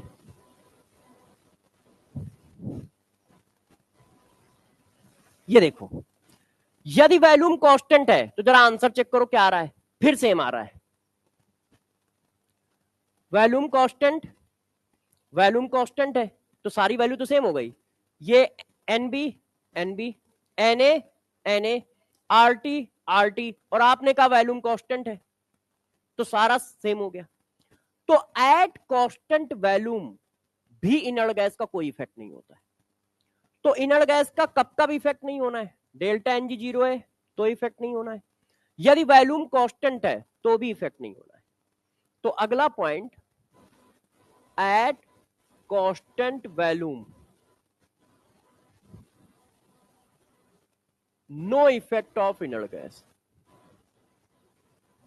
तो आप क्वेश्चन में सबसे पहले क्या ढूंढोगे, सबसे पहले ये दो बातें ढूंढोगे, डेल्टा एनजी 0 है, हाँ नो इफेक्ट मार दो, कांस्टेंट वॉल्यूम पे पूछ रहा है नो इफेक्ट मार दो, ठीक है। तो ये दो पॉइंट सबसे पहले ढूंढोगे कि जब वो इनर्ट गैस मिला रहा है, पूछ रहा है कि इनर्ट गैस मिलाने से रिएक्शन किधर जाएगी, तो तुम ये चेक करो जो जिसमें इनर्ट गैस मिलाया जा रहा है उसका डेल्टा एनजी 0 है, हाँ नो इफेक्ट। जब इनर्ट गैस मिलाया जा रहा है तो क्या वॉल्यूम कांस्टेंट है, यस कह रहा है हाँ, तो नो इफेक्ट।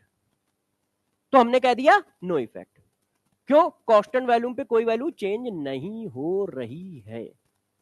अब सारा खेल फंसता है यहां पर, गौर से देखिए, इतनी देर से जो पढ़ा रहा है सिर्फ इस पॉइंट के लिए पढ़ा रहे हैं, तो ये वाला पॉइंट याद रखना, बाकी कुछ याद ना रखना, अपने आप सब सेम है। अभी मैं आपको समझा दूंगा कि दिमाग में क्या सेट करना है। At constant pressure, at constant pressure जब delta NG does not equal to 0, क्योंकि डेल्टा एनजी 0 है तो नो इफेक्ट है। अब यहां पर सिर्फ दो केस बनने हैं,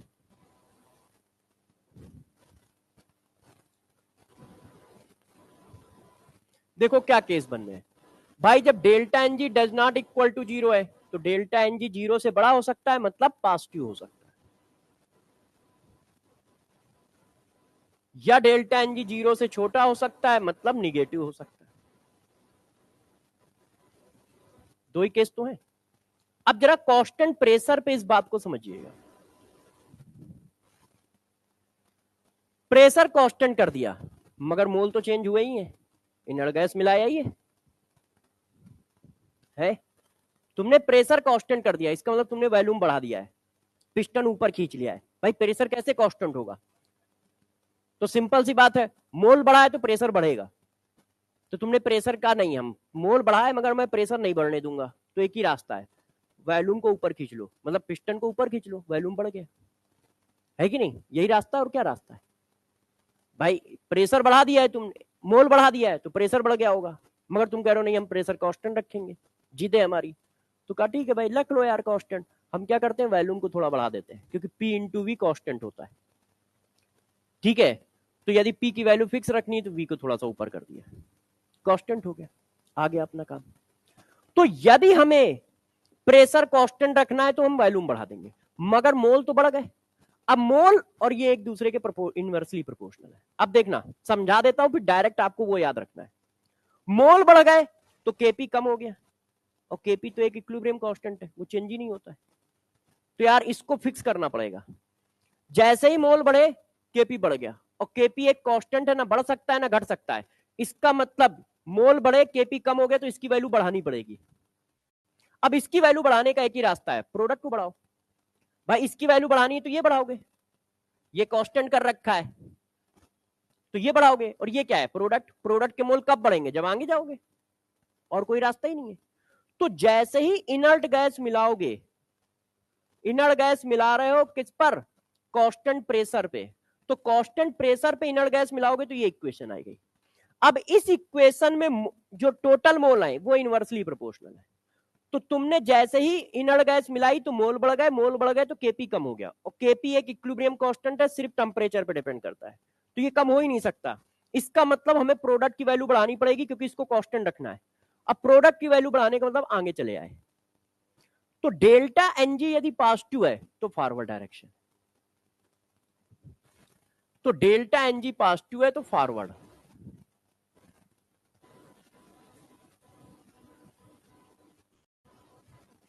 अब आप दूसरी वाली तो ऑटोमेटिक समझ गए होंगे, डेल्टा एनजी निगेटिव है तो बैकवर्ड, डेल्टा एनजी निगेटिव है तो बैकवर्ड कैसे है? यदि ये भी समझना है तो देखो वापस आ जाओ, यदि ये निगेटिव है तो ये ऊपर आ जाएगा, अरे यहां माइनस डालोगे ना, तो माइनस डालोगे तो ऊपर ले आएंगे तो प्लस हो जाएगा, तो ये डायरेक्टली प्रोपोर्शनल आ गया।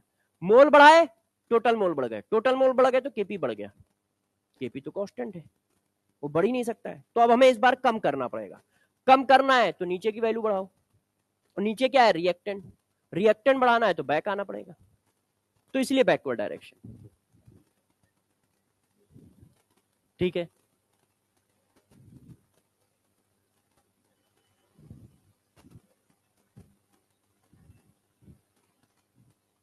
नहीं डेल्टा एनजी 0 है तो ये टर्म ही खत्म हो गया है, ये 1 हो गया, तो अब इसके अंदर कुछ भी लिखाओ सब 1 ही हो जाएगा, किसी की पावर 0 की वैल्यू 1।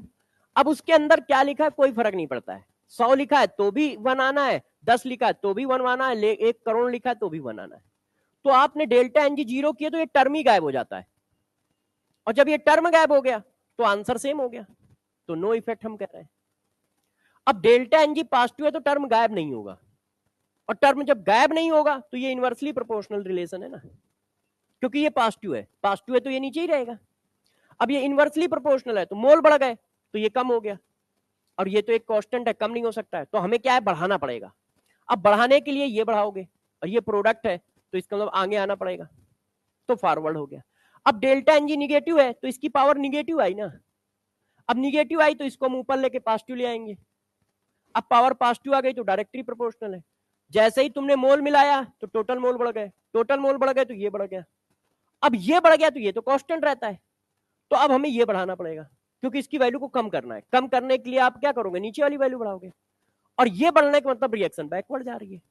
तो ये तो देखो मैंने कहां से ये मैंने डाटा लिखा है उसके लिए, अब दिमाग में कैसे सेट किया जाता है, क्यों? क्योंकि आपको वहां परफॉर्म करना है, आपके पास ये आएगा इनर्ट गैस मिलाने से क्या होगा। मैंने कहा भाई एक रिएक्शन है 2HCl रिवर्सेबल H2 + I2। एक मिनट सुन लो प्रभु, अरे प्रभु हमसे भी बात कर लो यार, समझ रहा हूँ 3-4 करोड़ की डील लटक रही है, मगर रोक लो थोड़ी देर के लिए, है ना।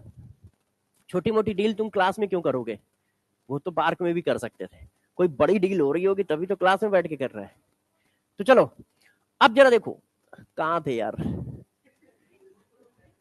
हाँ यदि डेल्टा एनजी 0 है तो नो इफेक्ट, तो आपको क्या सेट करना है, आप कुछ मत सेट करो, सिर्फ ये वाली लाइन सेट करो, कांस्टेंट प्रेशर, पहला पॉइंट कांस्टेंट प्रेशर पे इफेक्ट पड़ता है, यदि कांस्टेंट प्रेशर नहीं है तो no effect no effect no effect मारो, कुछ भी लिखा अपने लेना देना क्या है, हमें बस ये पता होना चाहिए कि इफेक्ट किस पे पड़ता है, किस पे नहीं पड़ता उस पे ना ध्यान रखो, भाई इस पे पड़ता है बाकी सब पे नहीं पड़ता है, इसका मतलब। तो मैंने कहा देखा कांस्टेंट प्रेशर है, यदि वो कांस्टेंट प्रेशर पे पूछ रहा है तो हम कुछ चेक करेंगे कि हाँ आगे जाएगा पीछे जाएगा, यदि कांस्टेंट प्रेशर पे नहीं पूछ रहा है तो बस no effect no effect no effect मारते रहो, क्यों? कांस्टेंट प्रेशर वाली इक्वेशन को छोड़कर सब पे तो नो ही इफेक्ट है ना। तो हमने देखा कि इनर्ट गैस मिलाई जा रही है, क्या प्रेशर कांस्टेंट है, नहीं, नो इफेक्ट, बात खत्म हो गई। अब मैंने देखा क्वेश्चन में वो कह रहा है कांस्टेंट प्रेशर पे मिलाया जा रहा है, तब हमारी आंखें खुलेंगी। अब इसको खोल के याद कैसे रखना है, डेल्टा एनजी पॉजिटिव तो फॉरवर्ड, डेल्टा एनजी निगेटिव तो बैकवर्ड, और इसको साइन से रिलेट कर दो, प्लस का मतलब हमेशा बढ़ना होता है तो फॉरवर्ड, माइनस का मतलब होता है हमेशा घटना मतलब बैकवर्ड, तो साइन से रिलेट कर दोगे तो याद रहेगा दूर तक। हाँ लग रहा है हमने वही किया है, उसने मोल जब बढ़ाए हैं तो हमने मोल कम करने के लिए अपोजिट डायरेक्शन में आए, अभी भी वही किया है, मगर उसके लिए इक्वेशन याद करनी पड़ेगी। इक्वेशन याद करना ज्यादा टफ है। आप चेक करो, देखना, आपने देखना गौर से, आपने क्या किया, टोटल मोल बढ़ा दिए, तो हमारा काम क्या है, कम करना। अब कम करने के लिए हम कहां आए, फॉरवर्ड डायरेक्शन में। तो जब हम फॉरवर्ड डायरेक्शन में आएंगे तो बी की वैल्यू बढ़ जाएगी, ठीक है, मगर टोटल मोल क्या है, वो कम हो जाएंगे। क्यों, क्योंकि डेल्टा एनजी पॉजिटिव है। अब डेल्टा एनजी पॉजिटिव होने का मतलब बी के मोल हमारे पास ज्यादा है, तो हमने इसकी वैल्यू कम कर दी ना, इसकी वैल्यू बढ़ाकर। मगर इक्वेशन याद करना टफ है ना यार, ये इक्वेशन हमें याद नहीं रहती है, इसीलिए हम भी प्रूफ करके यहां तक पहुंच रहे हैं। नहीं तो मैं डायरेक्ट भी छाप सकता था, मगर मुझे खुद याद नहीं रहती है, वो प्रूफमेंट पूरा करना पड़ता है यहां तक पहुंचने के लिए। तो इस प्रूफमेंट को करने से अच्छा है कि ये वाला पार्ट याद रखना है, क्योंकि इसमें जरा सा भी इधर उधर हुआ तो गलत छाप दोगे। इससे क्या है, यहां गलत नहीं छपता है, क्वेश्चन सही जाता है। तो आपको किस तरह से ध्यान रखना है, बस इतना याद रखना है, इनर्ट गैस का कांस्टेंट प्रेशर पर इफेक्ट पड़ता है। पॉजिटिव पॉजिटिव मतलब ज्यादा आगे बढ़ना, फॉरवर्ड। निगेटिव निगेटिव का मतलब कम, बैकवर्ड। बस, बाकी सब पे जीरो। तो आपका फोकस इस पॉइंट पे होना चाहिए, इसमें से ये वाला पॉइंट याद रखो, अपने आप बाकी सेट है। मैं भी यही याद रखता हूं, क्योंकि क्वेश्चन तो मुझे भी सॉल्व करने होते हैं ना, प्रूफमेंट करके थोड़ी सॉल्व करूंगा भाई। आप पूछने आओगे तो मैं प्रूफमेंट थोड़ी करूंगा, मुझे भी अचानक आंसर देना है, तो मुझे भी तो दिमाग में कुछ सेट करना पड़ता है। तो मैं यही सेट रखता हूं कि भाई प्रेशर कांस्टेंट है, नहीं तो बस हटाओ, कोई इफेक्ट नहीं। यदि कांस्टेंट है तो साइन देख लो डेल्टा एनजी का, प्लस प्लस मतलब बढ़ना, फॉरवर्ड, माइनस माइनस मतलब घटना, बैकवर्ड। अब देखो यार, एक हेडिंग अभी तक मैंने बताई नहीं है, effect of temperature, last and final. इसी से ये चैप्टर भी हमारा निपटेगा, और ये भी बहुत इजी है।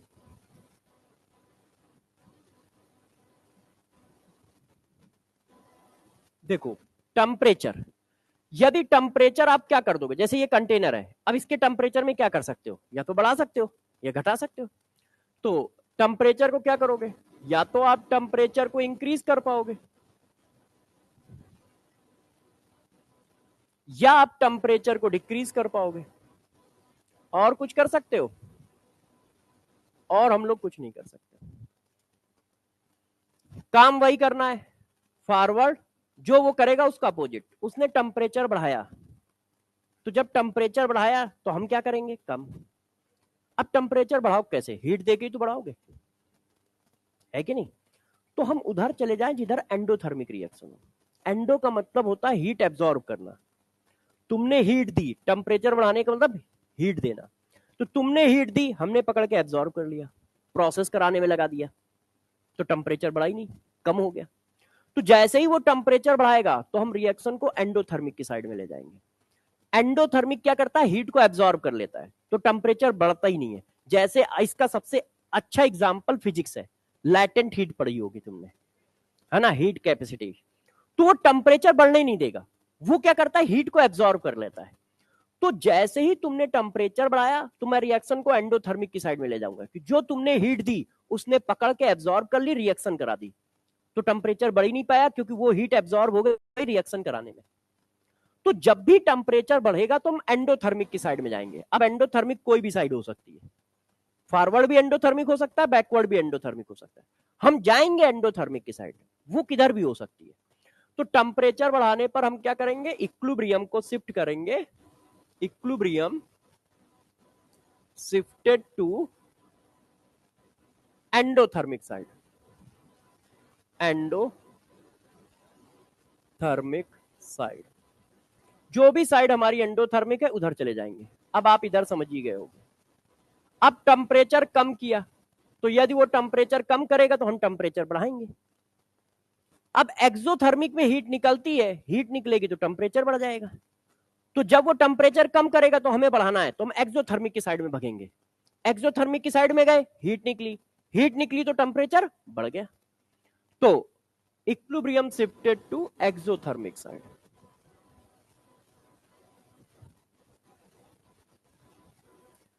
अब यार यहां पर एक बहुत बड़ा लोचा है, ये तो बहुत इजी है कि टेम्परेचर बढ़ेगा तो जाओगे किधर, टेम्परेचर बढ़ा तो हम एंडो की ओर भाग जाएंगे, टेम्परेचर कम करोगे तो हम एक्सो की ओर भाग जाएंगे।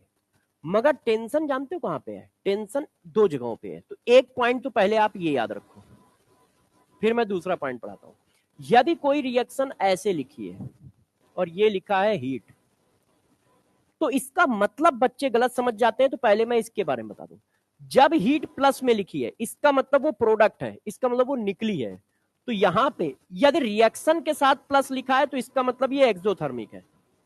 ध्यान रखना, रिएक्शन के साथ प्लस लिखा है, जैसे प्रोडक्ट लिखा जाता है, तो एक्सोथर्मिक है। इसका मतलब वो कह रहा है जैसे प्रोडक्ट बनता है वैसे हीट बनी है, तो इसका मतलब हीट निकली है तो एक्सो हुआ। और यदि रिएक्टेंट के साथ माइनस लिखा है तो वो कभी माइनस नहीं लिखता है, प्रोडक्ट के साथ कभी माइनस ऐसे नहीं देता है। मान लो दे दे तो एंडो है, इसका मतलब हीट देनी पड़ी है, निकली है ही नहीं, प्लस का साइन नहीं लिखा, तो ये वाला नहीं देता, ये वाला देता है वो, क्योंकि ये देखने में बड़ा ऑड है। या तो फिर वो इधर जोड़े कि मैंने यार रिएक्टेंट को हीट दी तब प्रोडक्ट बना। हाँ, डेल एच के फॉर्म में अपोजिट रहेगा। यदि कामा लगा के डेल एच दे रहा है तो ये तो तुम निकालना जानते ही हो। इस पर मैं फोकस इसलिए नहीं कर रहा है क्योंकि ये तो हम जानते ही हैं, पूरी थर्मोकेमिस्ट्री में भी पढ़ा है, थर्मोडायनेमिक्स में पढ़ा है। यहां पे बच्चे कभी कभी कंफ्यूज हो जाते हैं। अब दूसरा पॉइंट जहां पे आपको कंफ्यूजन आएगा, जो आप लोगों ने ध्यान दिया है, हम लोग पिछली 5 क्लासों से चिल्ला रहे हैं कि equilibrium constant only depend upon temperature. आज तो टेम्परेचर चेंज हो रहा है, तो अब उसकी वैल्यू भी चेंज होगी, है कि नहीं? क्योंकि आज आप टेम्परेचर चेंज कर रहे हो। तो देखो अब क्या है, equilibrium constant change in temperature. अब कैसे चेंज होगा? अब यहां से स्टार्ट हुआ कि भाई टेम्परेचर बढ़ाने पर इक्विलिब्रियम कांस्टेंट बढ़ेगा या घटेगा। तो बढ़ भी सकता है, घट भी सकता है, वो किस पर डिपेंड करेगा? अब देखो आगे बताते हैं। देखिए, टेम्परेचर के साथ इक्विलिब्रियम कांस्टेंट का ये रिलेशन होता है। ये इक्वेशन हो सकता है कुछ बच्चों को याद ना हो, तो याद करने का भी तरीका भी बता दूंगा। आप लोगों ने एक्टिवेशन एनर्जी में ये इक्वेशन पढ़ी है, तो गौर सुनिएगा। जब यहां डेल्टा जेड है, जब यहां डेल्टा एच है, तो ये इक्विलिब्रियम कांस्टेंट है। जब यहां एक्टिवेशन एनर्जी है तो ये रेट कांस्टेंट है। दोनों की इक्वेशन डिट्टो सेम है, यही वहां भी लिखा था। log k2 upon k1 equal to EA upon 2.3032 R 1 upon T1 minus 1 upon T2। तो आप ध्यान रखना, एक याद है तो दूसरी याद है, ठीक है? जब डेल्टा जेड लिख दोगे तो ये इक्विलिब्रियम कांस्टेंट हो जाएंगे, और एक्टिवेशन एनर्जी लिख दोगे तो ये रेट कांस्टेंट हो जाएंगे। और जर्नल फॉर्म भी इसका मतलब दोनों का सेम होगा। जब इक्वेशन सेम है, इसका मतलब ये जर्नल फॉर्म होगा।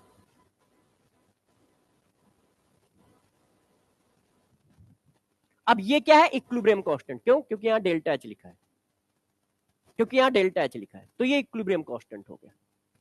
तो जरा देखो, इस इक्वेशन से हमें सब कुछ पता चल जाएगा। कैसे? बस अब हमारी सिर्फ 3 लाइनें रह गई हैं। देखो, डेल्टा एच इक्वल टू 0 डालो। किसी भी रिएक्शन का डेल्टा एच जनरली 0 नहीं होता है, मगर पेन कॉपी पे तो हम मैथमेटिक्स होती है ना, तो मैथ्स के हिसाब से तो 0 हो ही सकता है। तो यदि डेल्टा एच इक्वल टू 0 हो तो जरा देखो, ये पूरी वैल्यू 0 हो गई। अब मैंने आपको एक कॉन्सेप्ट दिया था, log x इक्वल टू 0, तो x इक्वल टू 1। इसका मतलब k2 अपॉन k1 की वैल्यू 1 के बराबर है, क्योंकि x की जगह क्या लिखा है? ये लिखा है। इसका मतलब k1 बराबर है k2। इसका मतलब नो इफेक्ट ऑफ टेम्परेचर। भाई टेम्परेचर तुमने चेंज किया है, तुमने कहा है T1 टेम्परेचर पर k1 इक्विलिब्रियम कांस्टेंट है, T2 टेम्परेचर पर k2 इक्विलिब्रियम कांस्टेंट है। तुमने टेम्परेचर बढ़ाया मगर इक्विलिब्रियम कांस्टेंट में कोई चेंज ही नहीं आ रहा है। जब डेल्टा एच इक्वल टू 0 है, ये सिर्फ थ्योरेटिकल प्रोसेस है, मतलब पेन कॉपी पे चलता है, रियलिटी में ऐसा कुछ होता नहीं है। मगर पेपर भी तुम्हारा पेन कॉपी पे होता है, इसलिए ऐसा क्वेश्चन वो डाल सकता है, ठीक है? अच्छा, अब रिएक्शन यदि मान लो एंडोथर्मिक है या एक्सोथर्मिक है, तो यदि रिएक्शन एंडोथर्मिक है, तो रिएक्शन यदि एंडोथर्मिक है तो ये प्लस, तो ये सारा प्लस। तो log x equal to positive value, तो x equal to greater than 1। याददाश्त तेज है ना? ये 3 पॉइंट मैंने आपको बताया था कि ये मैं पूरी केमिस्ट्री में बहुत बार यूज करूंगा। log x equal to positive value, ये प्लस रखोगे तो ये सारा प्लस हो गया, तो log x equal to positive value, तो x equal to greater than 1। तो इसको सॉल्व करो थोड़ा। इक्विलिब्रियम कांस्टेंट बढ़ रहा है, इक्विलिब्रियम कांस्टेंट बढ़ रहा है, तो इक्विलिब्रियम कांस्टेंट क्या होता है? Product upon reactant. इसका मतलब प्रोडक्ट बढ़ रहा है, तो इसका मतलब क्या हुआ? Equilibrium shifted to forward direction.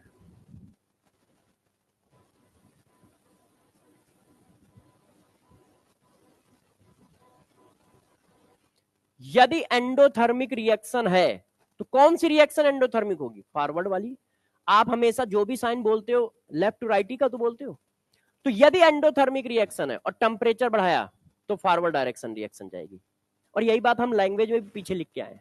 ये देखो, टेम्परेचर बढ़ाओगे तो रिएक्शन किधर जाएगी? एंडोथर्मिक की साइड। आप भी यही कह रहे हो, टेम्परेचर बढ़ा दिया, एंडोथर्मिक है, तो देखो फॉरवर्ड जा रहा है। अब ये मैथमेटिकल प्रूव आया है। अब last and final case number 3, यदि डेल्टा एच की वैल्यू निगेटिव है तो क्या होगा? Less than 1। log x equal to negative value, तो x equal to less than 1। ध्यान है ना सबको?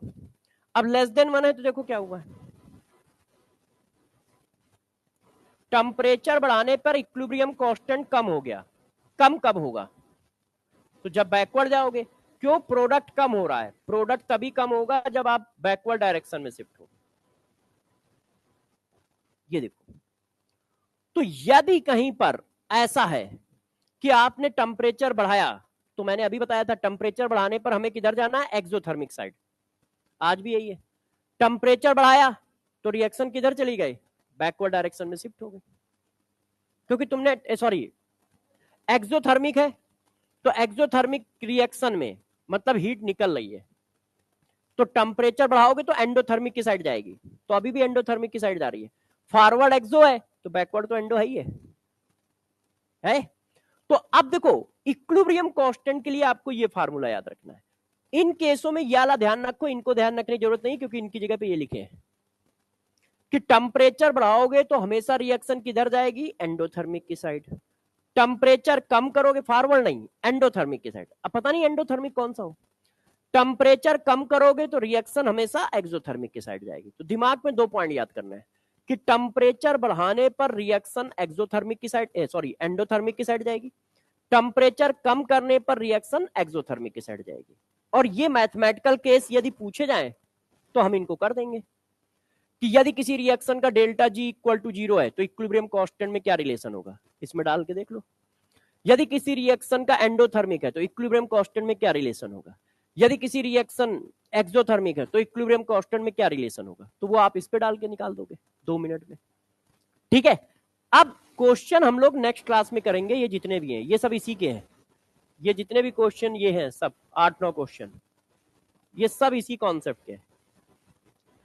ठीक है, तो ये क्वेश्चन आप करेंगे हम लोग नेक्स्ट क्लास में, मुझे याद दिला देना।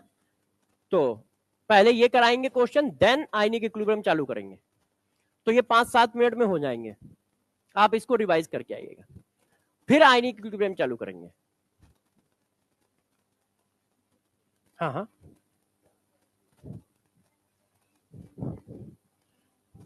हाँ, फेज चेंज का मतलब हुआ, क्यों? आपने फिजिक्स में पढ़ा है, सॉलिड और लिक्विड जब चेंज हो रहा होता है उस समय टेम्परेचर कांस्टेंट होता है जब इक्विलिब्रियम होती है। फ्रीजिंग पॉइंट में टेम्परेचर कोई चेंज होता है? 0 पे ही तो होता है, और फेज तो चेंज हो रहा है। बॉइलिंग पॉइंट में भी क्या, फेज चेंज हो रहा है, लिक्विड से वेपर जा रहा है, मगर बॉइलिंग पॉइंट तो एक फिक्स वैल्यू है। तो जब फेज चेंज हो रहा होता है तो वो इक्विलिब्रियम पे होता है, और उस समय उसका टेम्परेचर कांस्टेंट होता है। हाँ, एंडोथर्मिक। हाँ भाई, मान लो कोई रिएक्शन लेफ्ट टू राइट एक्सो है, तो राइट टू लेफ्ट क्या होगी? एंडो, क्योंकि स्टेट फंक्शन है। ए से बी माइनस है तो बी से ए प्लस होगा, है कि नहीं? तो जो रिएक्शन एंडो है उसका अपोजिट वाला ऑटोमेटिक एक्सो है, और जो रिएक्शन एक्सो है उसका अपोजिट वाला ऑटोमेटिक एंडो है। तो हमें बस ये देखना है कि कौन सी रिएक्शन दी है और किधर जाना है। रूल यही है कि टेम्परेचर बढ़ाया तो एंडोथर्मिक की साइड जाना है। अब देख लेना एंडोथर्मिक लेफ्ट टू राइट है या राइट टू लेफ्ट है, उस हिसाब से आंसर टिक कर देंगे। अभी क्वेश्चन भी करेंगे हम लोग, ठीक है। तो नेक्स्ट क्लास में मिलेंगे। अच्छा, सब लोग अपने गियर को चेंज करो, मजाक में ना लो, ठीक है। पढ़ाई करने के जो है तरीके होते हैं, यदि आप इसी स्मूथ स्पीड से चलोगे तो फिर सेलेक्ट नहीं हो पाओगे। और यदि कोई कहे कि क्या मैं सेलेक्ट होने की रेस में हूं, तो हाँ, सब लोग रेस में हो, क्योंकि शुरुआत ऐसे ही होती है, किसी के पहले दिन से ही 700 नंबर नहीं आ रहे होते, ठीक है। और पढ़ाई इतनी लंबी है ना, क्योंकि इतना बड़ा साल है, इतने बड़े साल में सब लोग एक ही पीक पे पढ़ाई थोड़ी कर पाते हैं, और सब क्या, कोई नहीं कर पाता है कि यार उसी पीक पे बने रहना है पहले दिन से लेके और 365 दिन बाद भी, ये पॉसिबल होता ही नहीं है। लाइफ में आप कभी भी चेक कर लो, सचिन तेंदुलकर का फॉर्म हमेशा एक जैसा नहीं रहता है, ना मैसी का रहता है, ना किसी का रहता है, विराट कोहली का भी नहीं रहता है ना। सबके कभी ना कभी टेंशन आती है। तो वही आपके साथ है, आपकी प्रिपरेशन कभी अच्छी रहेगी, कभी खराब रहेगी, मगर लास्ट टाइम आ जाए तो अपनी प्रिपरेशन को अच्छी कर लो। तो ये लास्ट टाइम ही है, तीन महीने हैं, और 3 महीने मतलब 100 दिन। 100 दिन बहुत होते हैं, छोटे मोटे नहीं होते, बहुत होते हैं। एक बार पढ़ के तो देखो 10-12 घंटे डेली, और 10-12 घंटे तुम्हें पढ़ने के लिए कम से कम 2 महीने चाहिए। तो आप कोशिश करो, वैसे तो आप लोगों का सिलेबस खत्म हो ही रहा है, मगर यदि आप लोगों के पास सिलेबस खत्म हो तो उस पर रिवीजन पे आओ, अपनी सेल्फ स्टडी पे आओ। सिलेक्शन देने वाले आप लोग हो, हम लोग की औकात नहीं, मैं पहले भी बता चुका हूं, ठीक है। तो इसका मतलब मेहनत तुम्हें करनी होगी। जब सेल्फ स्टडी बढ़ेगी ना, तब कॉन्फिडेंस और नंबर बढ़ेगा सबसे ज्यादा।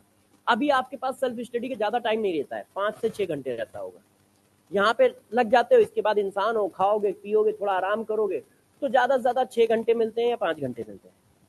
मगर फरवरी से ये टाइम बढ़ जाएगा, 7-8 घंटे 10 घंटे भी होने लगेगा, क्यों, किसी ना किसी का तो सिलेबस खत्म हो ही रहा होगा, तो वो टाइम आपको मिलने लगेगा। तो जितनी भी कमियां हैं, जो कमजोरियां हैं, वो सब सेल्फ स्टडी में दूर करने की कोशिश करो। ऐसा नहीं कि हाँ यार अभी भी 6 घंटे पढ़ रहा है, उस टाइम को उल्टी सीधी जगह पे लगा दिया। इंसान हो, टाइम खर्च करना इंसान को बहुत अच्छे से आता है, वो शरीर है, वो अपने आप को जो है ना मॉडिफाई कर लेता है। आप मेहनत कर रहे हो तो बहुत मेहनत करा ले जाएगा, मक्कारी कर रहे हो तो बहुत अलग लेवल की मक्कारी भी करा ले जाएगा। और ये मैं अपने से बोलता हूँ, मान लो सुबह से मैंने कोई खास काम ना किया तो पूरे दिन कुछ नहीं कर पाता हूँ, क्यों, बस बनता रहता है माहौल, अब करना है, अब करना, चाहे 1 घंटे बाद करना, 2 घंटे बाद, होता ही नहीं है।